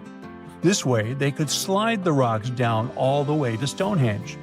But hey, if we're talking about a distance of over 100 miles, that's not too realistic. Anyways, this theory was debunked because it was warmer back then than it is today. There's also the river theory, which suggests that the rocks were floated along the river from the quarry to the site. But if we're talking about sarsen rocks, they're too heavy to float. So there goes that theory. What we're saying is, no one knows how the rocks were moved. Another interesting science tidbit came from all the research done in Stonehenge. A recent laser survey of the stones revealed the different stone working methods used, and has shown that some of the parts of the monument were more carefully finished than others. In particular, the northeast side and the inner faces of the central trilithons were finely dressed. FYI, a trilithon is one of Stonehenge's most famous shapes. It's when two huge monoliths receive a third one on top of them, connecting the two together. This fancy word is simply Greek for having three stones. But anyways, the bigger question, and the reason Stonehenge is so famous, is why it was built in the first place. Theories are all over the place, and some sound like they're straight out of a sci-fi show. So here's a rundown of the most popular ideas. There's, of course, the solar calendar theory. This one supposes that the stones are aligned with the movements of the sun, especially during the summer and winter solstices. During the summer solstice, the sun rises to the left of the heel stone, that's the lone stone outside the main circle, lighting up the entire monument. Some say it's the ancient version of a calendar, marking the year's longest and shortest days. Some archaeologists think Stonehenge might have been an ancient healing center. Pieces of bluestone have been found chipped away, possibly by people who believed they had healing powers. The theory goes that people traveled from all over to come to Stonehenge in hopes of a cure for whatever was ailing them. There's also some speculation that Stonehenge was the place to be. Think of it as an ancient gathering spot. Some evidence suggests that communities from distant areas traveled to Stonehenge for gatherings, feasts, and ceremonies. Studies of bones found near the site show they came from all over Britain, making it a sort of prehistoric meetup location. This summer, you finally decide to go on that once-in-a-lifetime round-the-world trip. The first stop of this exciting adventure is in Europe. You start your journey in Italy, the country of pasta and pizza and delicious gelato. Ah, there it is, the world-renowned Leaning Tower of Pisa. You buy your ticket and get inside the crooked monument. You're about to climb 251 slippery stairs, so watch your step and don't forget to breathe. The white marble stones are astounding, and from time to time, you peep outside to enjoy the view of the city. Congratulations, you've made it! You've reached the top of the bell tower and can take all the selfies you want. The Leaning Tower of Pisa is one of Italy's most iconic landmarks. During your hike up the stairs, a guide tells you it's actually a medieval monument. It was built between the 12th and 14th centuries, taking over 200 years to finish. And in case you're wondering if it's always been tilted, I can say without a doubt, yes it has. Once they finished the third floor, the bell tower started sinking. The thing is, the very name Pisa comes from the Greek word that means marshy land. The ground there is extremely soft, made of clay, mud, and sand. And architects have been trying to save the day ever since they built the tower. At the top of the 185-foot-tall monument, you take your time admiring the city. How many terracotta rooftops can you count? If you walk toward the south side of the monument, you may feel closer to the ground. This is because the Leaning Tower of Pisa tilts toward the south. At one point, it leaned almost 5.5 degrees and still didn't fall. Today, when you visit the monument, the guide might tell you the tower is leaning less. A few years ago, the world's best architects and engineers did some construction works next to the monument to keep it from falling over. They dug several tunnels and took out over 38 cubic meters of soil from under the north side of the tower. So now the tower is tilting at an angle of only 4 degrees. So if you want to take one of those classic photos where you're holding up the tower, you better hurry. Who knows how long the tower will still be leaning? Now it's time for you to make your way to Rome. This city is basically an open-air museum, and you have to check it out for yourself. It's scalding hot, but you're lucky. Today, you're visiting the baths of Caracalla. Are you ready for an authentic ancient Roman experience? You enter through what once was a locker room. You'll have to use your imagination. Today, you'll only see 130-foot tall brick walls here. Romans of every class would spend an hour or two in the baths every day. They would come after a long day at work or before dinner. Imperial bath complexes, such as this one, were usually free, but you had to pay an admission fee. Leaving the locker room, visitors would stop in a heated room where they would receive oil and scrub massage. Then, some people would move on to one of two exercise yards. Can you see how ample they were? Here, there were elaborate marble porticos, and you can still see a few fragments of the mosaic-colored floor. If you were in the mood for something more intellectual, you could stop to listen to a philosopher or visit one of the libraries. Now we've arrived at the most impressive room, a caldarium. It was a circular hot steamed room measuring 115 feet in diameter. It had not one or two, but 7 heated pools inside. Above your head, you'd have seen a magnificent dome supported by large granite columns. The entire structure was richly decorated with multicolored glass mosaics and the finest white marble. The complex also housed an indoor Olympic-sized pool with waist-deep water. Today, you can only admire a few reddish walls made of brick and concrete. Emperor Caracalla, like many other Roman emperors, built a mega-complex, and it sure made people happy. After a long international flight, you arrive in Egypt. Get ready for some camel rides and juicy dried fruits. Does anyone here love dates? You leave your hotel at dawn and make your way to the outskirts of Cairo. You drive past the Nile River toward the West Bank. Don't forget to take some pictures.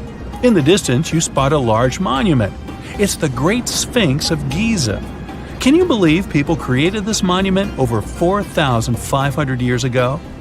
Once you get closer, you see the Great Pyramids just north of the Sphinx. You learn that, unlike the pyramids, the Sphinx was carved directly from the bedrock of the Giza Plateau. Until today, it's one of the largest statues in the world, measuring 66 feet in height and 240 feet in length from paws to tail. The face of the Sphinx looks a tad beaten today, but according to archaeologists, it wasn't always like that. A Photoshop reconstruction of the Sphinx gives it a very different look. As you can see, at one point, the Sphinx's nose was chopped off together with parts of the chin. Scientists believe that the statue is a representation of the great pharaoh Khafra. This is why its face resembles a human so much. Just below the eyes, a dark carved line was added to represent the charcoal eyeliner ancient Egyptians used to wear. Fun fact, this wasn't only a beauty habit. It protected their eyes from ultraviolet rays. In a desert region that gets so much sunlight, this might come in handy. Until today, researchers debate whether or not the Sphinx had a beard. Many believe that if it was meant to depict a pharaoh, it most likely had a braided beard that got destroyed by erosion or humans. Even today, you can still see the remains of a regal headdress on the head of the Sphinx. These head ornaments were associated with power and royalty. Now imagine that the stripes are blue and gold. This is probably what it looked like when the monument was first constructed. There's no evidence of how long it took to build the Sphinx, but it was likely very long, as the carved details are pretty impressive. If you're lucky, your guide might take you to one of the secret chambers inside the statue. If they're real and not just a myth, I mean. Ah, the crystalline waters of Greece. Whether you arrive by boat or plane, you're in for a real treat. This is the focal point of archaeological sites. You arrive at Mandrake Marina and Port, but wait a minute, you don't see any monuments around. The Colossus of Rhodes is nowhere to be found at first glance. That's because it was destroyed long ago. Before tumbling down during a mighty earthquake, the great statue was considered one of the 7 wonders of the ancient world. If you saw the Colossus in a picture, you would probably mistake it for Lady Liberty. Well, that's actually not a coincidence. Apparently, there's a connection between the Statue of Rhodes and the Statue of Liberty. They were both built as symbols of freedom, and Lady Liberty is often referred to as the modern Colossus. The Colossus stood at 100 feet tall, but today all you see is a concrete jetty with a huge gap in the middle. Now, imagine a bronze statue straddling both ends of the bridge. The Colossus was built back in the 3rd century BCE, and 900 camels took part in the construction. The statue existed for approximately 54 years before it was ruined by a powerful earthquake. It hit the city so hard that all that was left of the statue was one very large foot. Even so, people kept visiting the monument. Are you ready to head home? Thanks for joining me on this journey, and don't forget to tell me what your favorite site was. See you next time!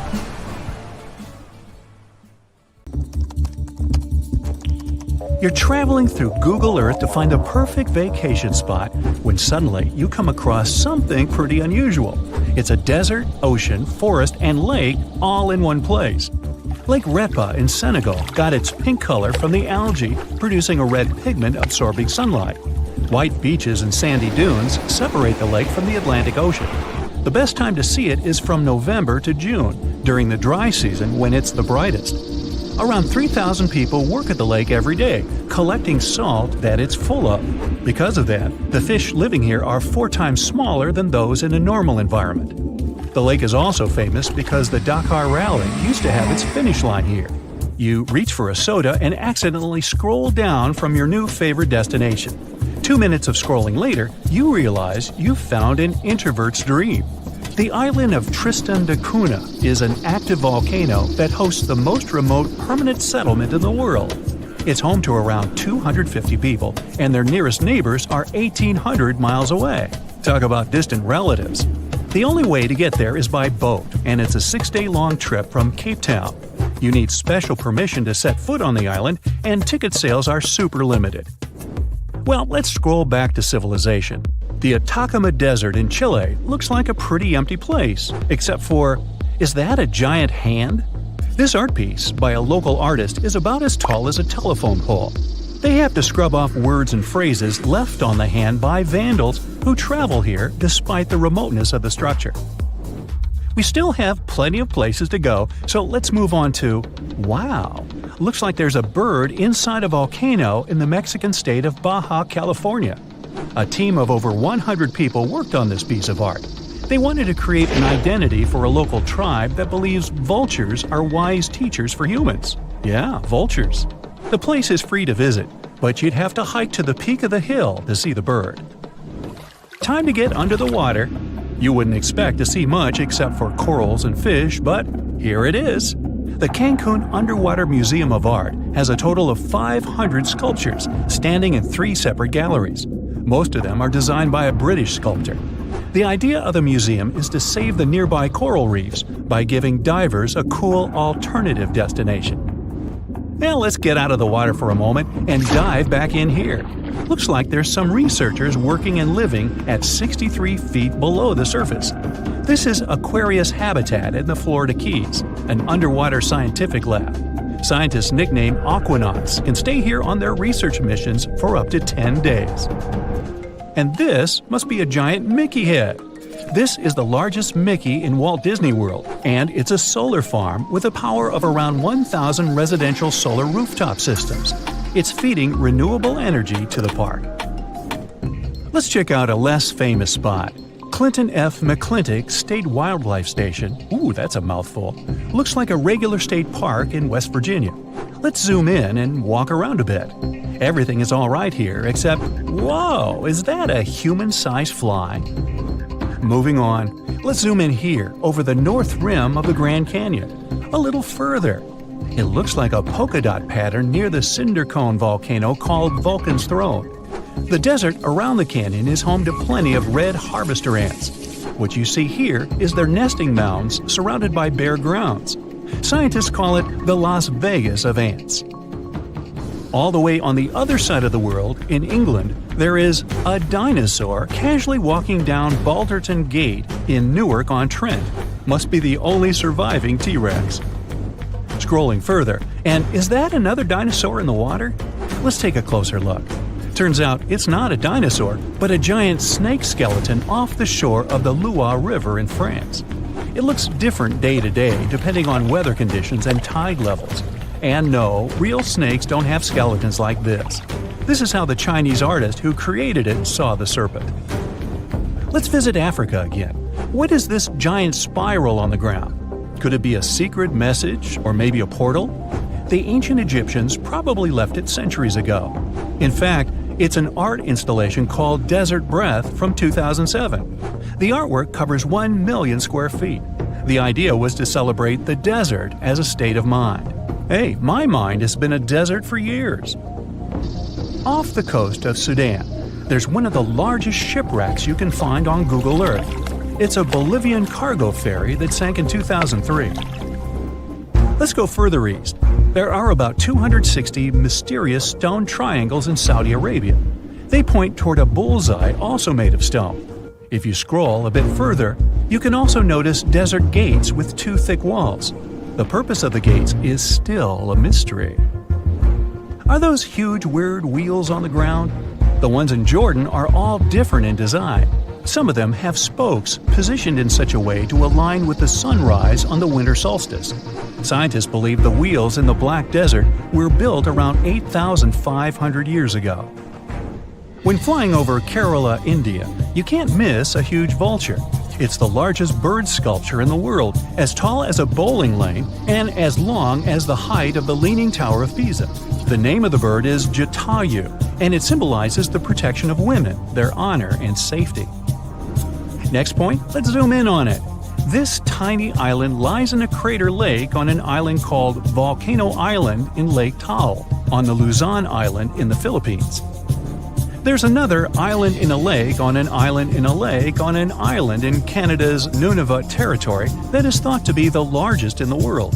No human has set foot here, and it even has no name. It was discovered by Google Earth fans. The coldest, driest, and windiest continent of Antarctica must be hiding some mysteries too, like this cute creature off Zacelli Station. Could it be a giant extinct megalodon? It was the largest fish that ever lived, about 3 times as big as the largest sharks in the ocean today. Scientists found their fossils off the coast of every continent except Antarctica. So this could be a groundbreaking discovery if it turns out to be a real one. Hey, looks like there's another sea monster north off Antarctica. Could this black hole be Kraken himself? It used to scare sailors off the coasts of Norway and Greenland, so it probably moved to Antarctica over the centuries that it hadn't been seen. It had been probably inspired by a giant squid, so nothing is impossible with this one. Some locations on Google Earth are blurred for different reasons, like this one, the Yard of Orange Trees in Almeria, Spain. There's an administration office and a courthouse in the rectangular yard. The first orange trees were planted here in the 15th century.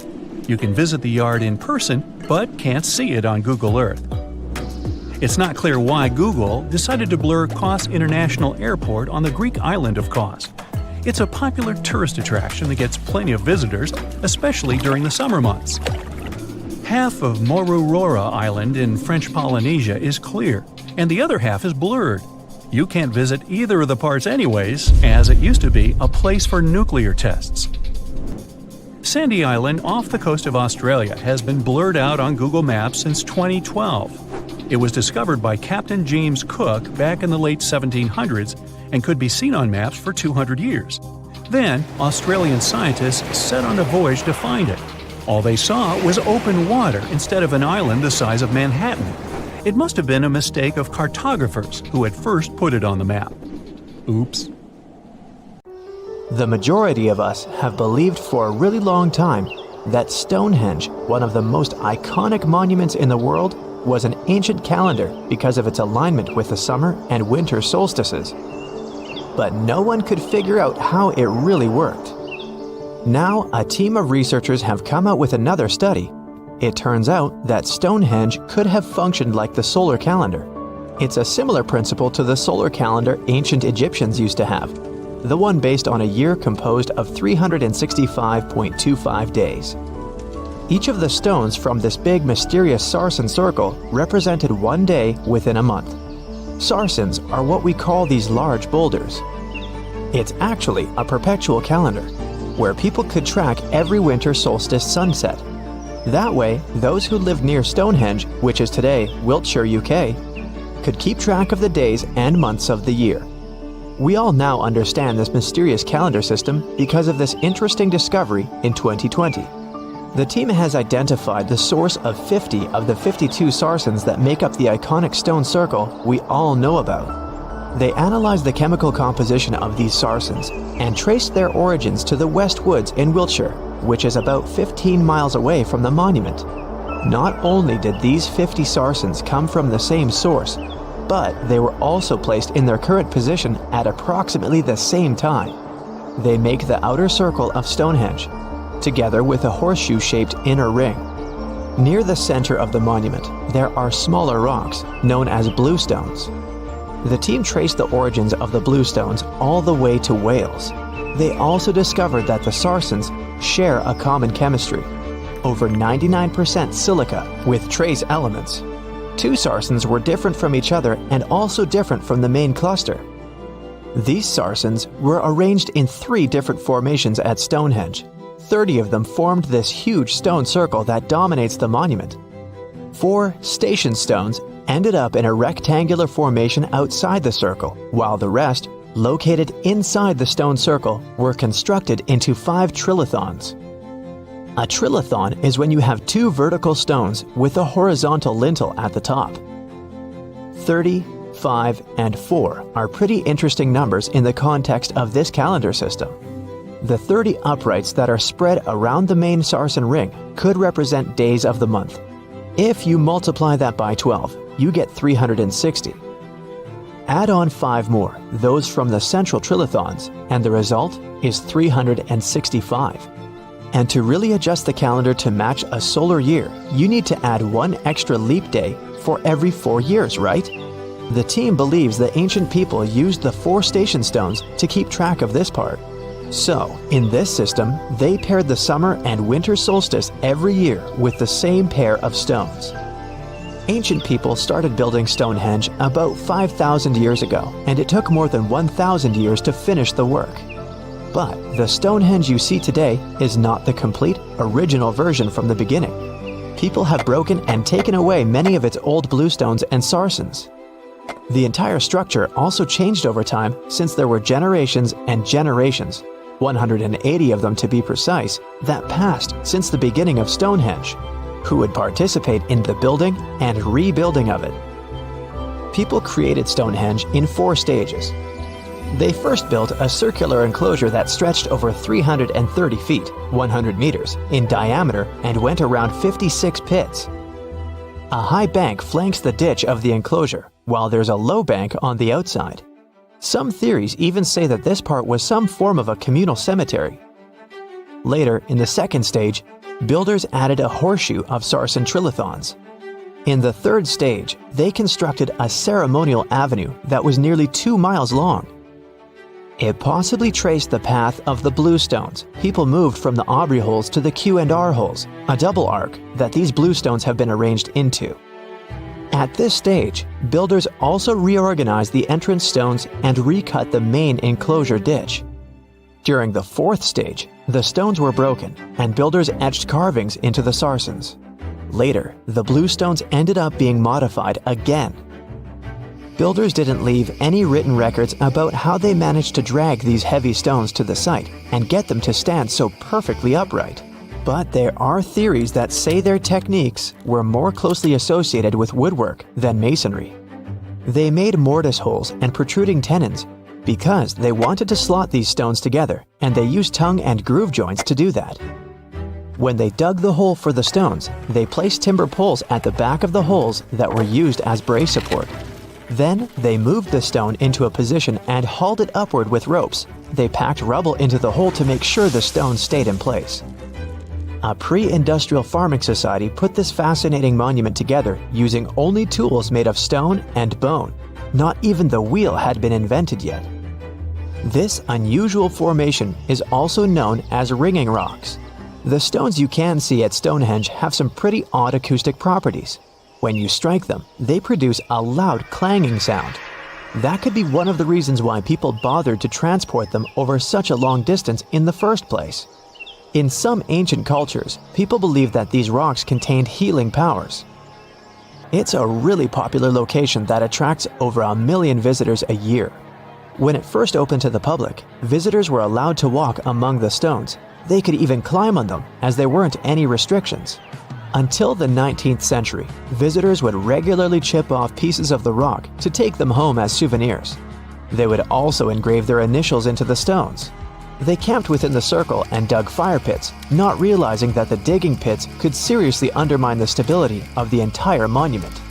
Over time, visitors have encountered more and more restrictions until the monument was finally roped off in 1997 because of the serious erosion of the stones.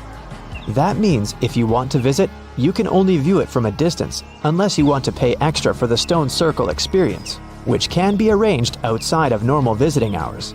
Stonehenge originally had 2 entrances that led into the enclosure. There was a wide one to the northeast and one that was a bit smaller and located on the southern side. If you look at it today, you can see there are many more gaps. This is mostly because of tracks made later that once crossed the monument.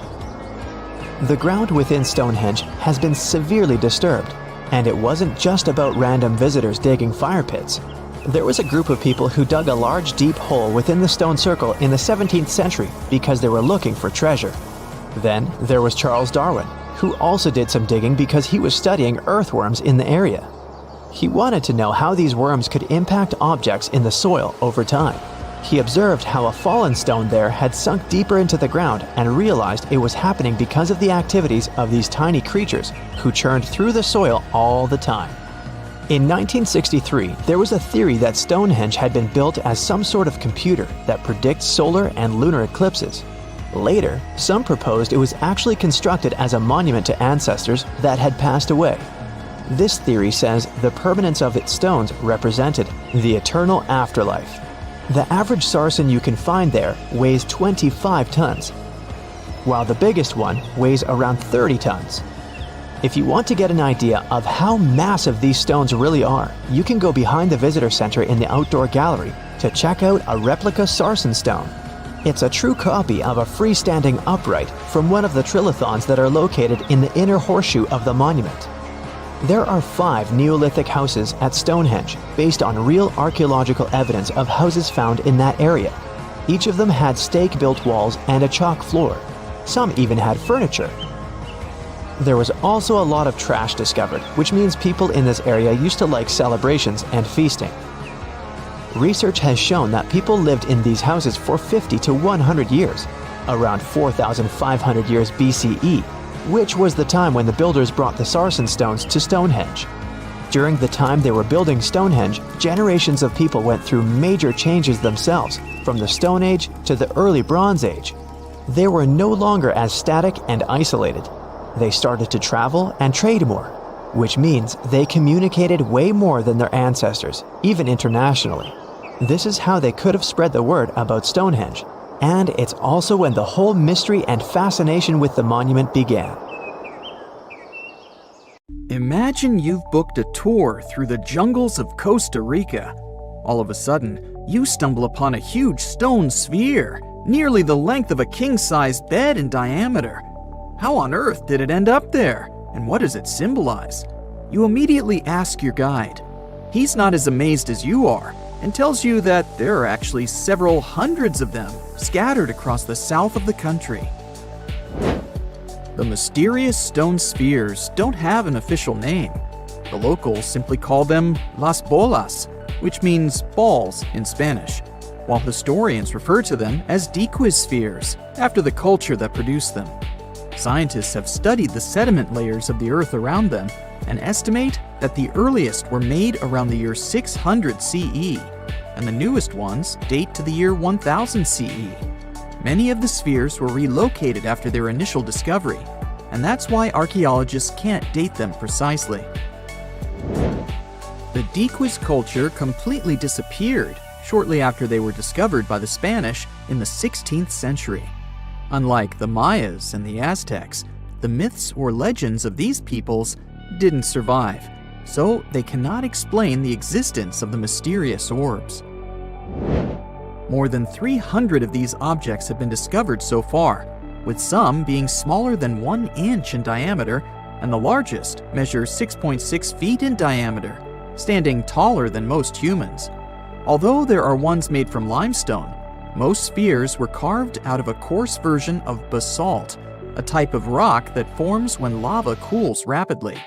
Some orbs weigh up to 15 tons, and in most cases, their surface is smooth to the touch, although there are coarse, mostly unfinished pieces. If we throw away the theory that river erosion naturally sculpted the spheres, the ancient people seem to have created them by hammering boulders with other rocks. Once they got the rough shape they were aiming for, they would polish the rock to perfection, using techniques such as controlled fracture and grinding. The mysterious spheres are located in the Dequis Delta, on the coast of the Pacific Ocean. Most of them can be found in a place called Farm 6, which, alongside 3 other sites, was proclaimed a UNESCO World Heritage Site in 2014. The area contains other finds from the pre-Columbian era, such as paved areas, burial sites, and mounds.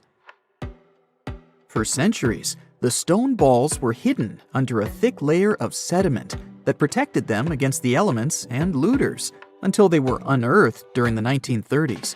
The company that owned the land was clearing the rainforest for banana plantations when they stumbled upon these unusual stone constructions.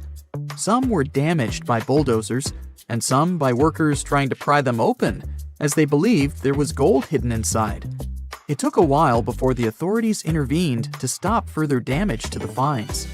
Doris Stone, the daughter of an executive of the company that owned the land, was the first to study the spheres.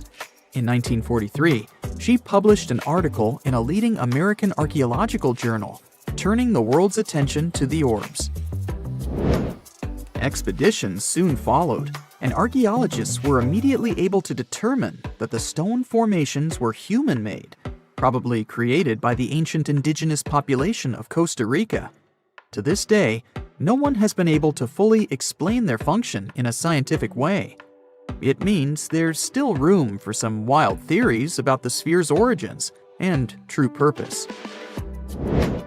The most popular theory in the scientific community is that the stone spheres served as decorations and status symbols, as many of them were found near the houses of chieftains.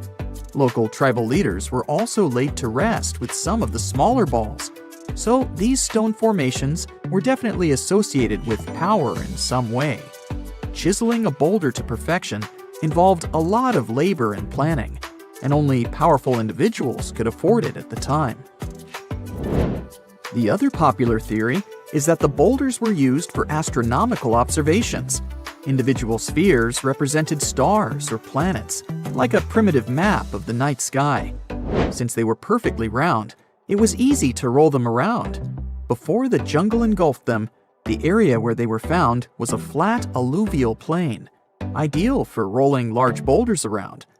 Another version of this theory suggests that the stones were used as boundary markers, much like modern border stones, which are also mostly made from stone. Finally, legends from other tribes that lived in the area tell of how the spheres were cannonballs that the deity of thunder used to drive away the deity of winds and hurricanes. We still don't know the original purpose of the Costa Rican spheres, but they remain an important part of the country's national identity. The National Museum in the Costa Rican capital, San Jose, has 6 of them in its courtyard. Many other spheres have become prized garden decorations for wealthy Costa Ricans. There's even one at Harvard University. More than a millennium after they were created, the mysterious stone spheres of Costa Rica are still associated with power and wealth. In terms of numbers, the stone orbs are not perfectly round. They are rated as nearly perfect, at 96% spherical in shape. And while even that is pretty impressive, the spheres of Costa Rica are not the only ones of their kind. Nearly a decade ago, Workers came across mysterious giant stone spheres deep underground in a coal mine in northern Asia. The surface of the spheres, which measured a little over the length of a human footstep in diameter, was unusually smooth, and people tried to explain it somehow. Some were certain they were out of this world, and others suggested the spheres were actually petrified dinosaur eggs. Scientists quickly put an end to further discussion, as it turned out that the mysterious spheres were concretions. Those are rock formations that take millions of years to form deep underground. Think of a pebble that picks up snow as it rolls down a hill. That's how concretions are made. Groundwater, rich in sediment and minerals, flows around the sediment, slowly shaping it into a perfect orb. The process is quite common in nature, but most concretions are fairly small. The spheres found in the coal mine grew to their size in the mineral-rich ground, and they were big enough to get the press and the general public interested. Another possible case of concretions is the massive stone spheres found in the Visoko Valley in Bosnia. Samir Osmanagic, better known as the Bosnian Indiana Jones, was the first to explore those objects about as wide as the length of a London bus. He believes the stone spheres were carved by a lost civilization that lived in the area 1,000 years ago. The reddish color of the orbs, though, is proof to geologists that they are indeed concretions, rich in iron content. The Moai marbles, found in rural Utah, are similar in color to the Bosnian spheres. These tiny concretions are the size of toy marbles and consist of a sandstone core and a shell made out of hematite, an iron ore. In South Africa, miners have come across Klerksdorp spheres, which are similar in shape and size to Moai marbles. The only difference is that these ones formed inside volcanic sediments and ash. The most intriguing among human-made tiny spheres are probably the orbs found on several Greek islands. Scientists discovered 700 stones smaller than golf balls near the Bronze Age site of Akrotiri on the island of Santorini. They believe that the finds were between 3,600 and 4,500 years old.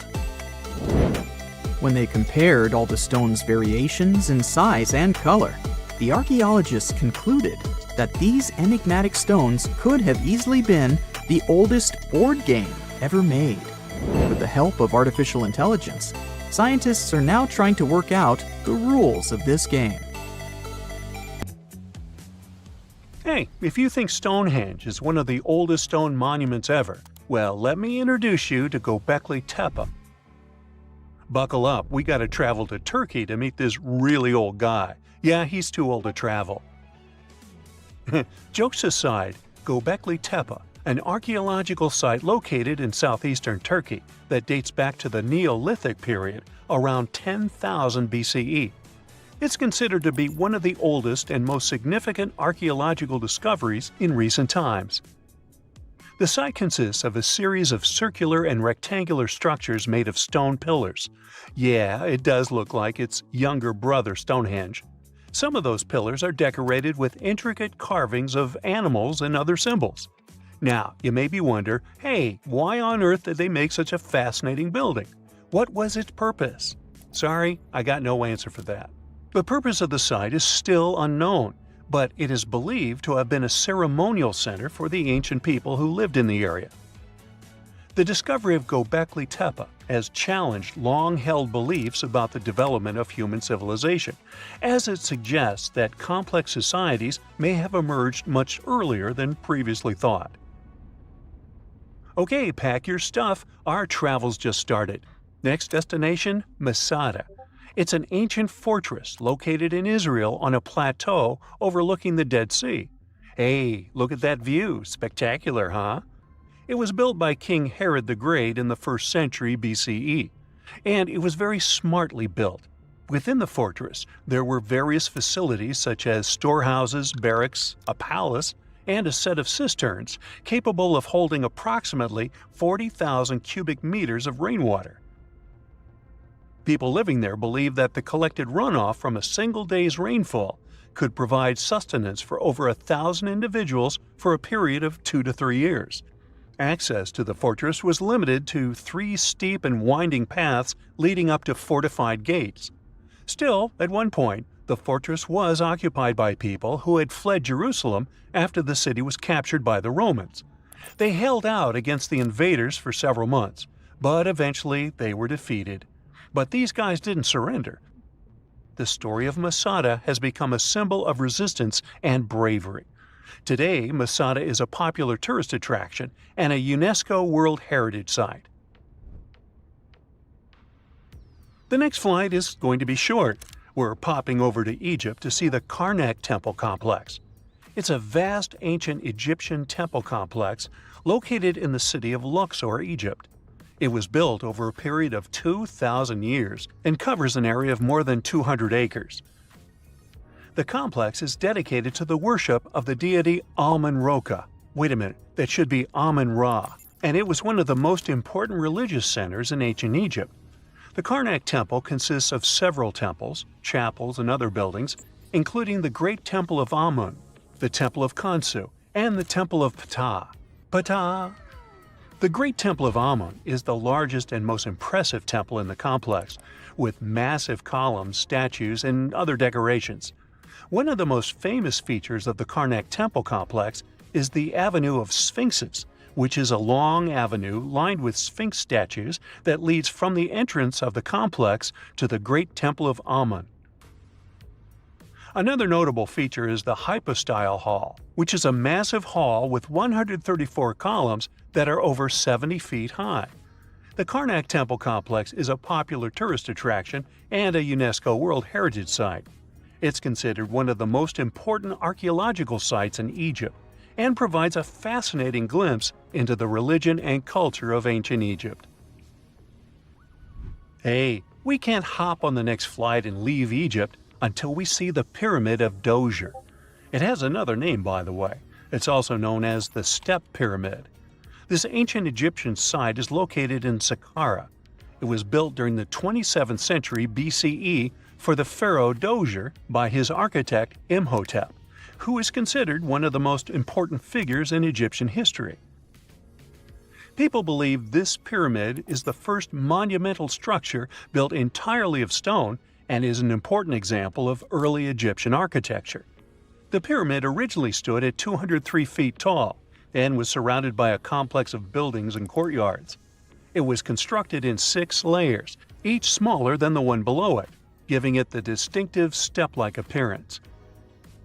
The pyramid was used as a burial place for Pharaoh Djoser and was surrounded by a vast necropolis that contained the tombs of many other important officials. The Grateful Dead?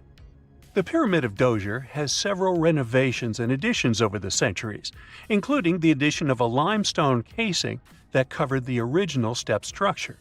However, much of the pyramid was destroyed over time, and today only the central core remains. Despite this, it remains an important archaeological site and a popular tourist attraction in Egypt. Alrighty, we're ready to move on. There's one more pretty recent discovery we gotta see today.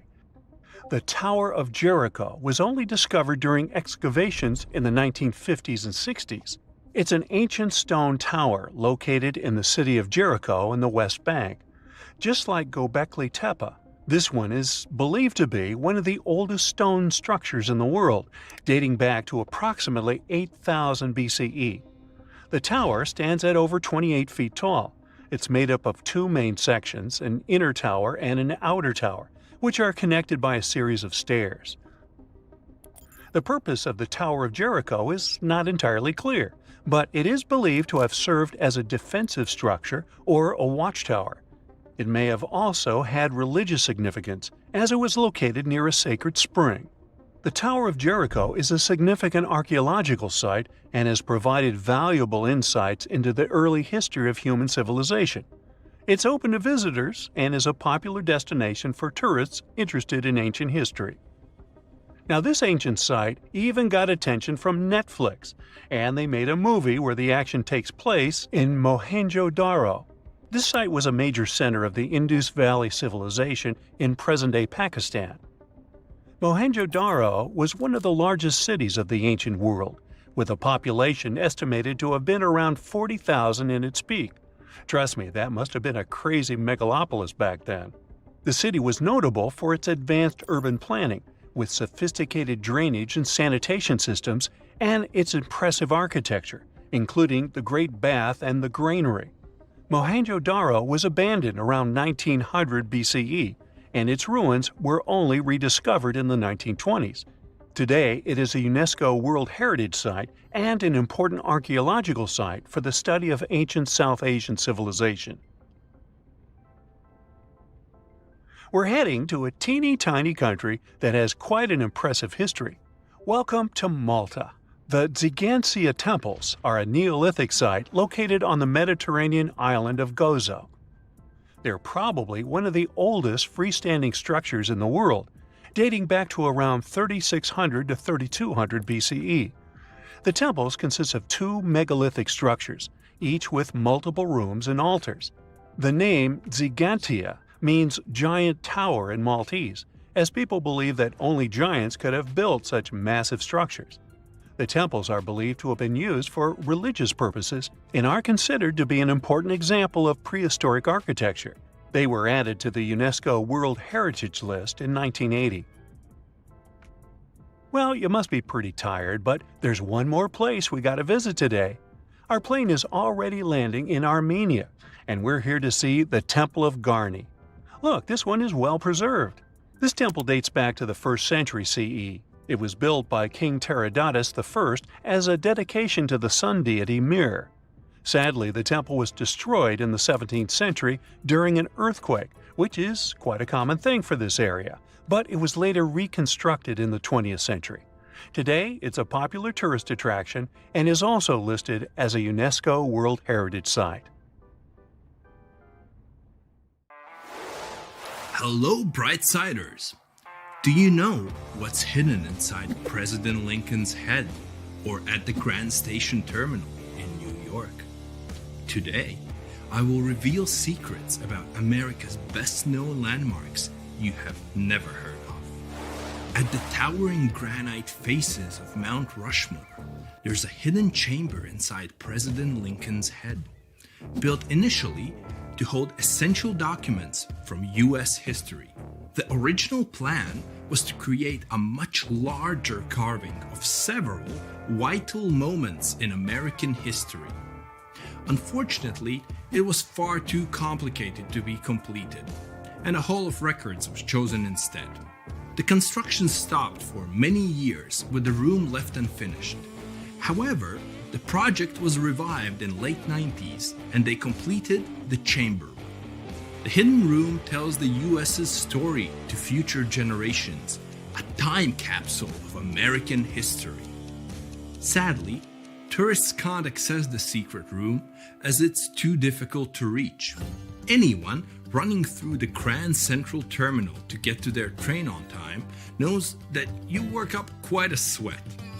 Some hidden Manhattanites are also working up a sweat somewhere else at the station. Few commuters realize that the Grand Central Terminal has been home to a tennis club for decades. It mainly serves local sports fans and corporate groups, so most people don't even know it exists. Vanderbilt Tennis Club is located on the station's upper levels and includes a full gymnasium, one full-sized indoor hard court, and even a junior court.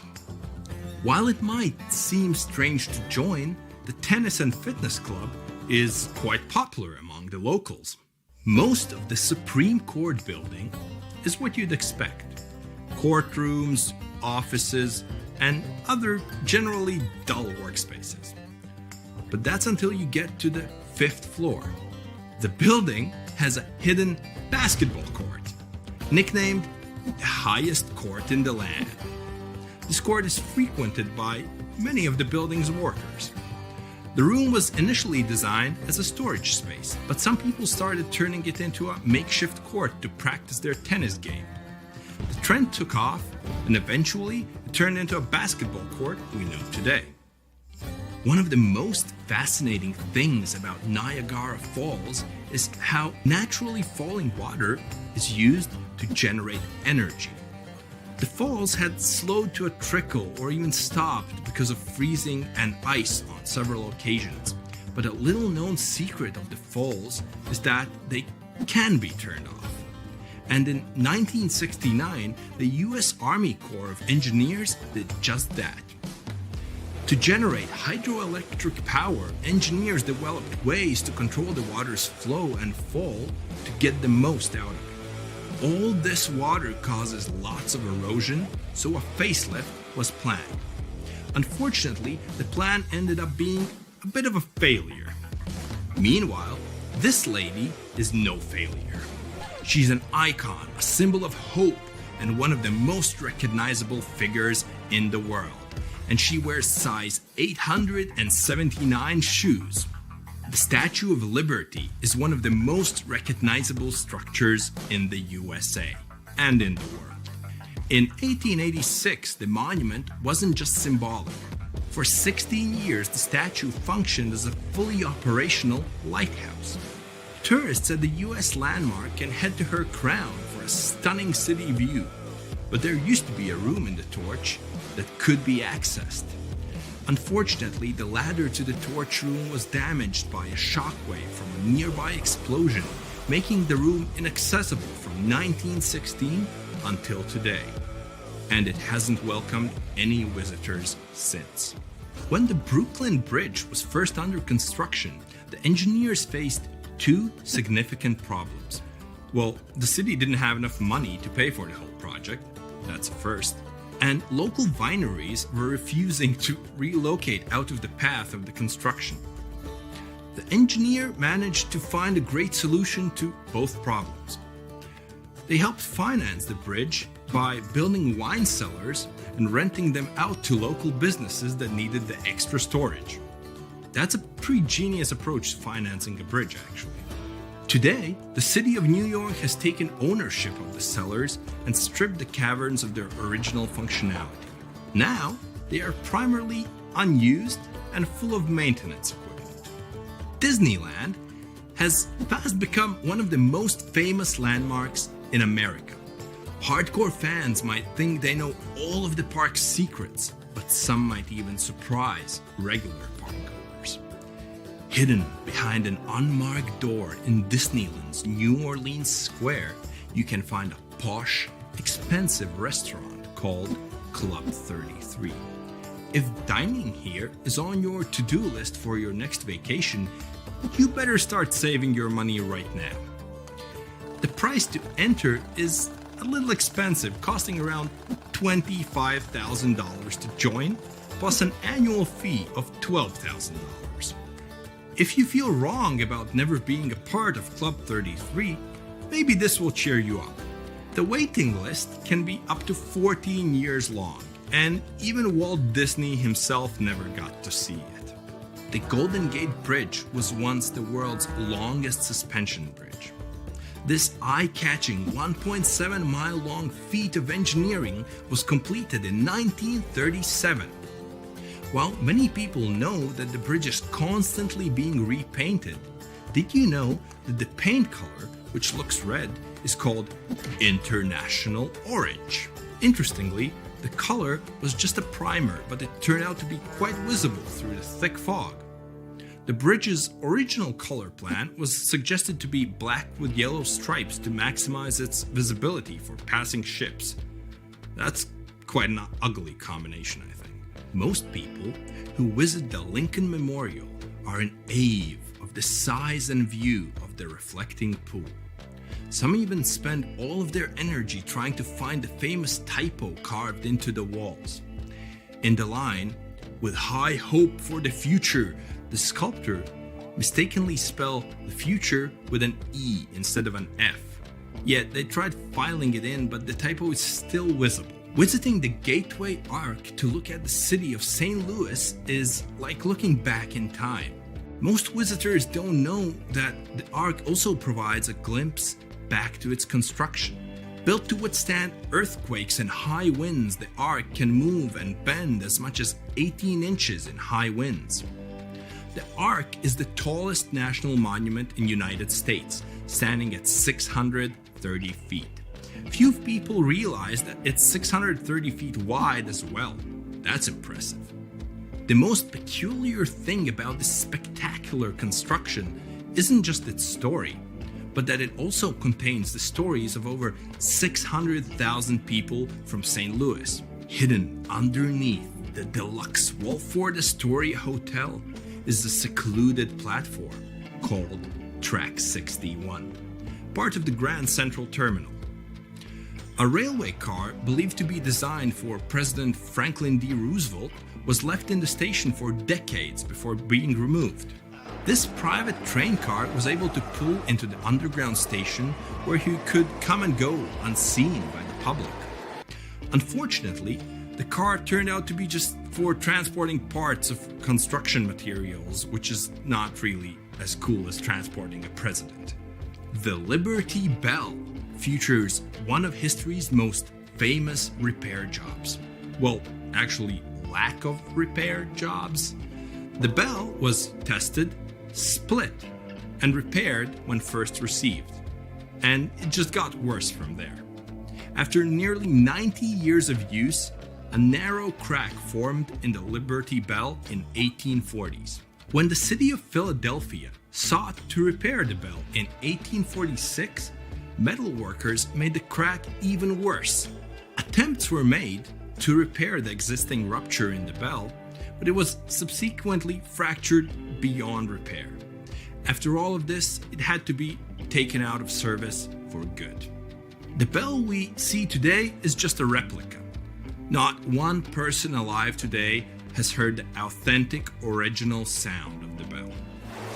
That's all for today, and guys, remember, let's learn something new every day together with Brightside.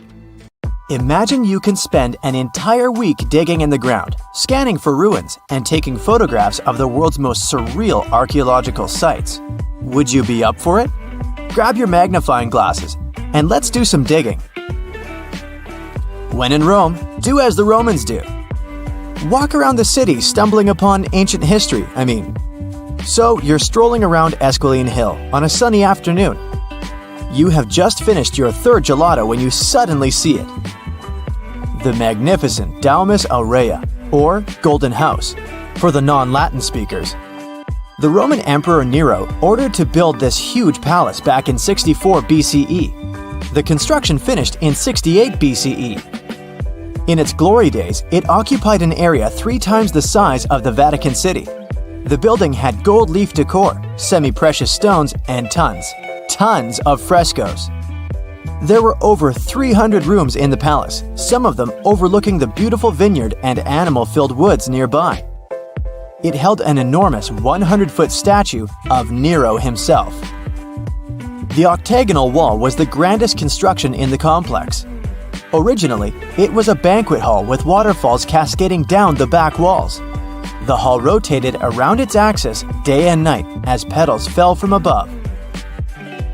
Nero's successors stripped the whole palace of its materials. Today, tourists can visit the main structure and, of course, the octagonal hall. They excavated it, and you'll easily recognize it even with its bare walls. After flying halfway across the world, we're deep in the Cambodian jungle. Good thing you brought bug spray with you. Mosquitoes can get crazy in this tropical climate. Hidden among the forest is the city of Angkor. It was the capital of the Khmer Empire from the 9th to 15th century. FYI, the word Angkor means capital city in the Khmer language. The city became one of the largest in the pre-industrial world. Researchers say nearly 1 million people used to live there. Today, Angkor attracts visitors from around the world because of its stunning architecture. You can recognize the Khmer style in the use of huge blocks of sandstone. At the center of the complex lies Bayon Temple. It's decorated with 216 smiling faces, which scientists say are meant to resemble the founder of the Angkor Empire. They believe the towers used to be decorated with gold, but today the site is a maze of vine-covered temples. The city was abandoned in 1431 and wasn't rediscovered until the 1840s. In 1992, they named it a UNESCO World Heritage Site. The United States is not usually synonymous with ruins, but here's one. In the mountainous state of Colorado lies the ancient home place of ancestral Pueblans. Throughout the Mesa Verde National Park, there are over 600 cliff dwellings built by the Pueblans around the 1190s. The Cliff Palace alone had over 150 rooms. It was a multi-story building of sandstone and mud mortar. To arrive at the balcony house, visitors had to climb a 32-foot ladder. There, you can see a mid-sized village of 38 rooms and 2 kivas. Kivas are traditional chambers built by Pueblans for ceremonial purposes. By 1300, the Pueblan occupation of the Mesa Verde ended. Thankfully, the site is open for visits now. If you like terracotta landscapes, you came to the right place. The city of Petra is a marvel of the ancient world. Located in Jordan's desert, the city was a commercial hub back in the 4th century BCE. The Nabataeans, an Arab Bedouin tribe, lived in the so-called Rose City and thrived for many years, accumulating a significant amount of wealth. They invented an innovative water management system that made the region habitable.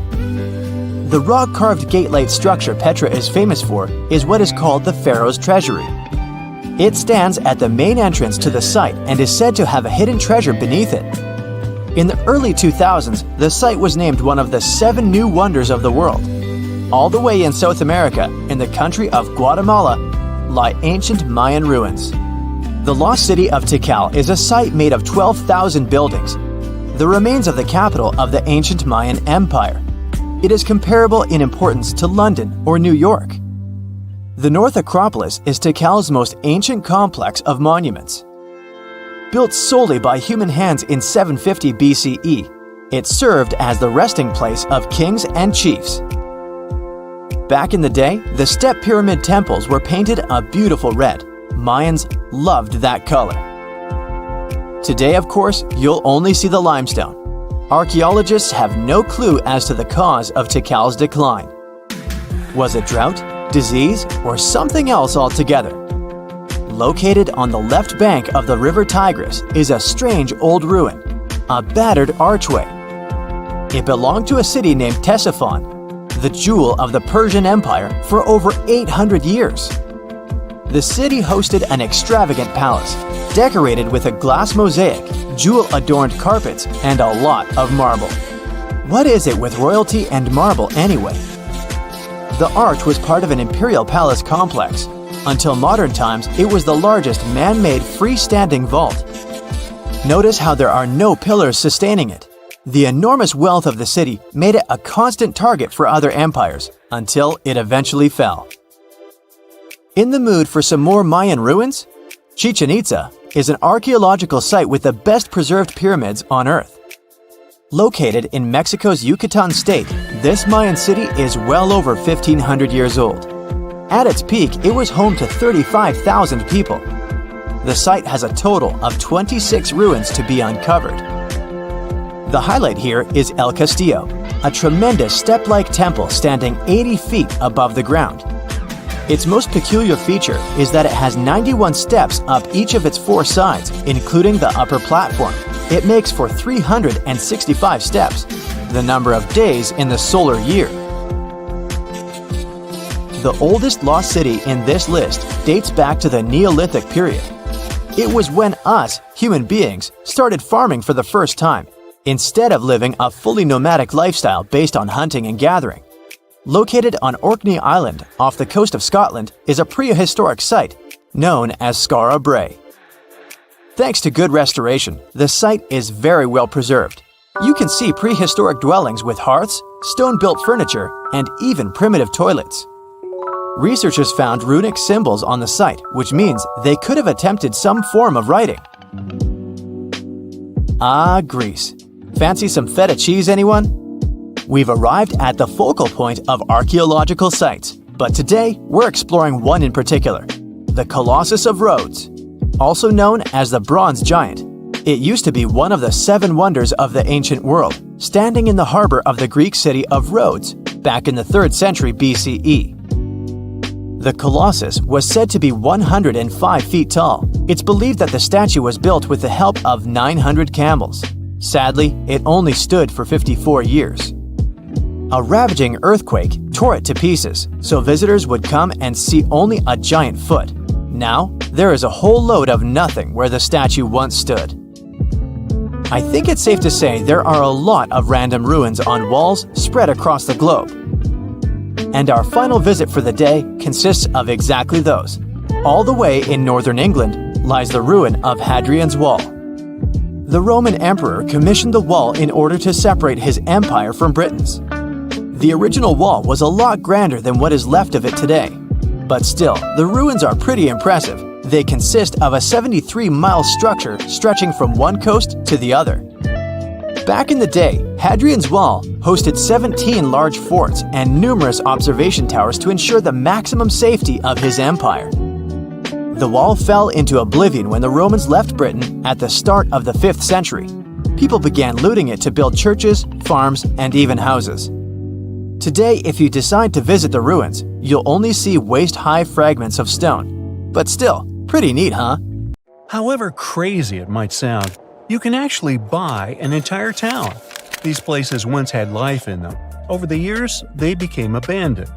Forgotten towns are creepy, I admit, but they also look cool. There are thousands of ghost towns for sale in the US alone. Their condition varies. Some still have a few people living there. Others have been deserted for decades. The idea of owning a town sounds great, especially after hearing the shockingly reasonable prices. But in practice, it's not a piece of cake. As you can guess, buying a town is a little different than buying a house. Towns are considered unincorporated. That means they aren't part of a local government. So, good luck getting a loan from a bank. To buy a regular house, you can get a mortgage. But for a $200,000 ghost town, banks won't decide in your favor.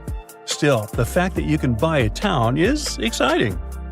Let's say you have the money and you'll go for it. You should consider that many of these places lack amenities, like no running water, electricity, or other basic things. Plus, there's a safety issue. Many structures in ghost towns had been constructed before the times when safety codes were invented. For example, in Utah, a town is on sale for $199,000. Yes, the buildings in this ghost town aren't in good condition, but it has a future. The new owner can turn it into a tourist spot. What if the town was haunted and some paranormal activities occurred there, which made its inhabitants leave? There are many stories about ghost towns. Potential buyers have to keep looking for the best price. It can drop to as low as $70,000. A town named Swansea in California was sold for this price in 2013. Why are these towns for sale? The reasons vary. For example, companies in Canada would build places for their employees working in gold or silver mines and their families. Sometimes these types of mining towns had over 5,000 inhabitants. Eventually, natural resources would run out and residents would move to other places. Years later, such towns would show up in real estate listings. Sweat in South Dakota is a famous ghost town for sale. The buyer will get not only the land and houses, but also a tavern, a gas station, and a local store. Now, let's take a closer look at these places that can spark your interest. Arezzo is a village in Italy. Barbara Farisi's family began buying houses in this town around 30 years ago. Over time, they've united all 18 houses into one connected structure. It's a maze of bedrooms, kitchens, hidden stairways, and more. The structure is historical, so when they needed to renovate some parts, they used materials such as old stone and wood to preserve the historical nature of the complex. When they first started buying the place, only 2 elderly people were living in the area. Now, the whole village belongs to Varese and her family. The houses have wells, old ceilings, and original floors from centuries ago. They've even converted an old wooden barn into a banquet hall and stone stables into a lounge. Here's a glimpse of what a ghost Spanish village on sale looks like. Scenic landscapes, some history, and development opportunities are mixed together in this rural town with a name I can't pronounce. This one has 3 historic rustic stone residences constructed a century ago. Unfortunately, they aren't in good shape, so a lot of work is needed to bring them back to their glorious days. Yet this effort will be worth it because they offer plenty of space. The biggest house is larger than 3,000 square feet. The second one is almost as big as the first one, and the last one is around half their size. I feel like this town has some potential to turn into boutique holiday home rentals. I mean, the place has character. It has 2-century-old granaries, a fountain, and a stone oven. The area is surrounded by rolling fields, lush woodlands, and flat plains. Plus, the village is around 15 miles away from mesmerizing coastal towns and famous attractions. Now, do I sound like I'm promoting the place? Nah, I just like it. Maybe you want to buy a town so you can be a mayor. I respect that too. Would you prefer this one that looks frozen in time? Pierce is in Arizona. It was built by a man named John James Pierce. He arrived there and mined gold nearby. It was so casual. Imagine tending your cattle, lifting up rocks from the ground, and finding gold. This is what happened to him. His life changed overnight. The news about the gold spread at the speed of light. Well, almost. This led to the construction of the town. When the calendar showed 1895, the town was officially founded. In no time, Pierce became one of the richest gold mines in Arizona. Naturally, the town flourished and grew to accommodate the newcomers. There was a blacksmith, restaurants, and a butcher. You could also find a livery, hotels, saloons, and even an attorney's office there. All of these are included in the sales price. You can also get what's inside the general store, which is now over 125 years old. You will probably manage to sell the antiquities you'll find there and cover some of the fees. So how did this town turn into an abandoned place? Well, by 1927, mining at Pierce had lost its popularity. Then the mine was finally closed down in the 1940s. Today, the site is looking for its new owner. Next up, we have Wild West Town, and yes, this is its real name. It's in Colorado, and as the name suggested, it offers a unique Wild West setup. It's not just the amenities and the vibe that makes this town special. This town was actually in use on and off for years. Since it wasn't abandoned for many years, the conditions there are pretty good compared to other towns on my list. Now it's on sale again, hoping to find the next owner. This property is located on Blair Street at the base of the San Juan Mountains. In the past, this area was frequented by miners looking for late-night refreshments and activities. The square used to have a saloon, hotel, general store, post office, and jail. Today, well-preserved historic buildings house various artisan businesses. The property includes 2 operating commercial buildings, 3 rental spaces, and 1 storage building. One of the buildings now operates as an old-school photography studio. There's also a 2-bedroom residential unit above the Emporium gift shop, built in 2005, which is currently used as a vacation rental. The property also features the original 1875 San Juan County Courthouse and the Swanee's Old Mine Sluice, where tourists can try their luck at panning for gold and gems. There are so many examples to mention, like this small medieval hamlet named Serravalle. It's located between 2 Italian cities, Modena and Bologna. The village is from the 9th century. You get a castle there, literally a 3-story 18th century stately home. What else? A woodshed, a 4-floor lookout tower that was built in the 1220s, and a majestic park. I should mention that there are even deals on websites like Craigslist or eBay for potential town buyers. There's an important point here that you should pay attention to. You should check the fine print before you make the purchase. Sometimes a village or town needs an influx of cash. In this case, the deal and the ownership you will get will be purely ceremonial. Think of it like receiving the key to the city. The best you will get out of this deal can be a nice plaque or a monument in the town square as a thank you gift. Kinda interesting, huh? Maybe your new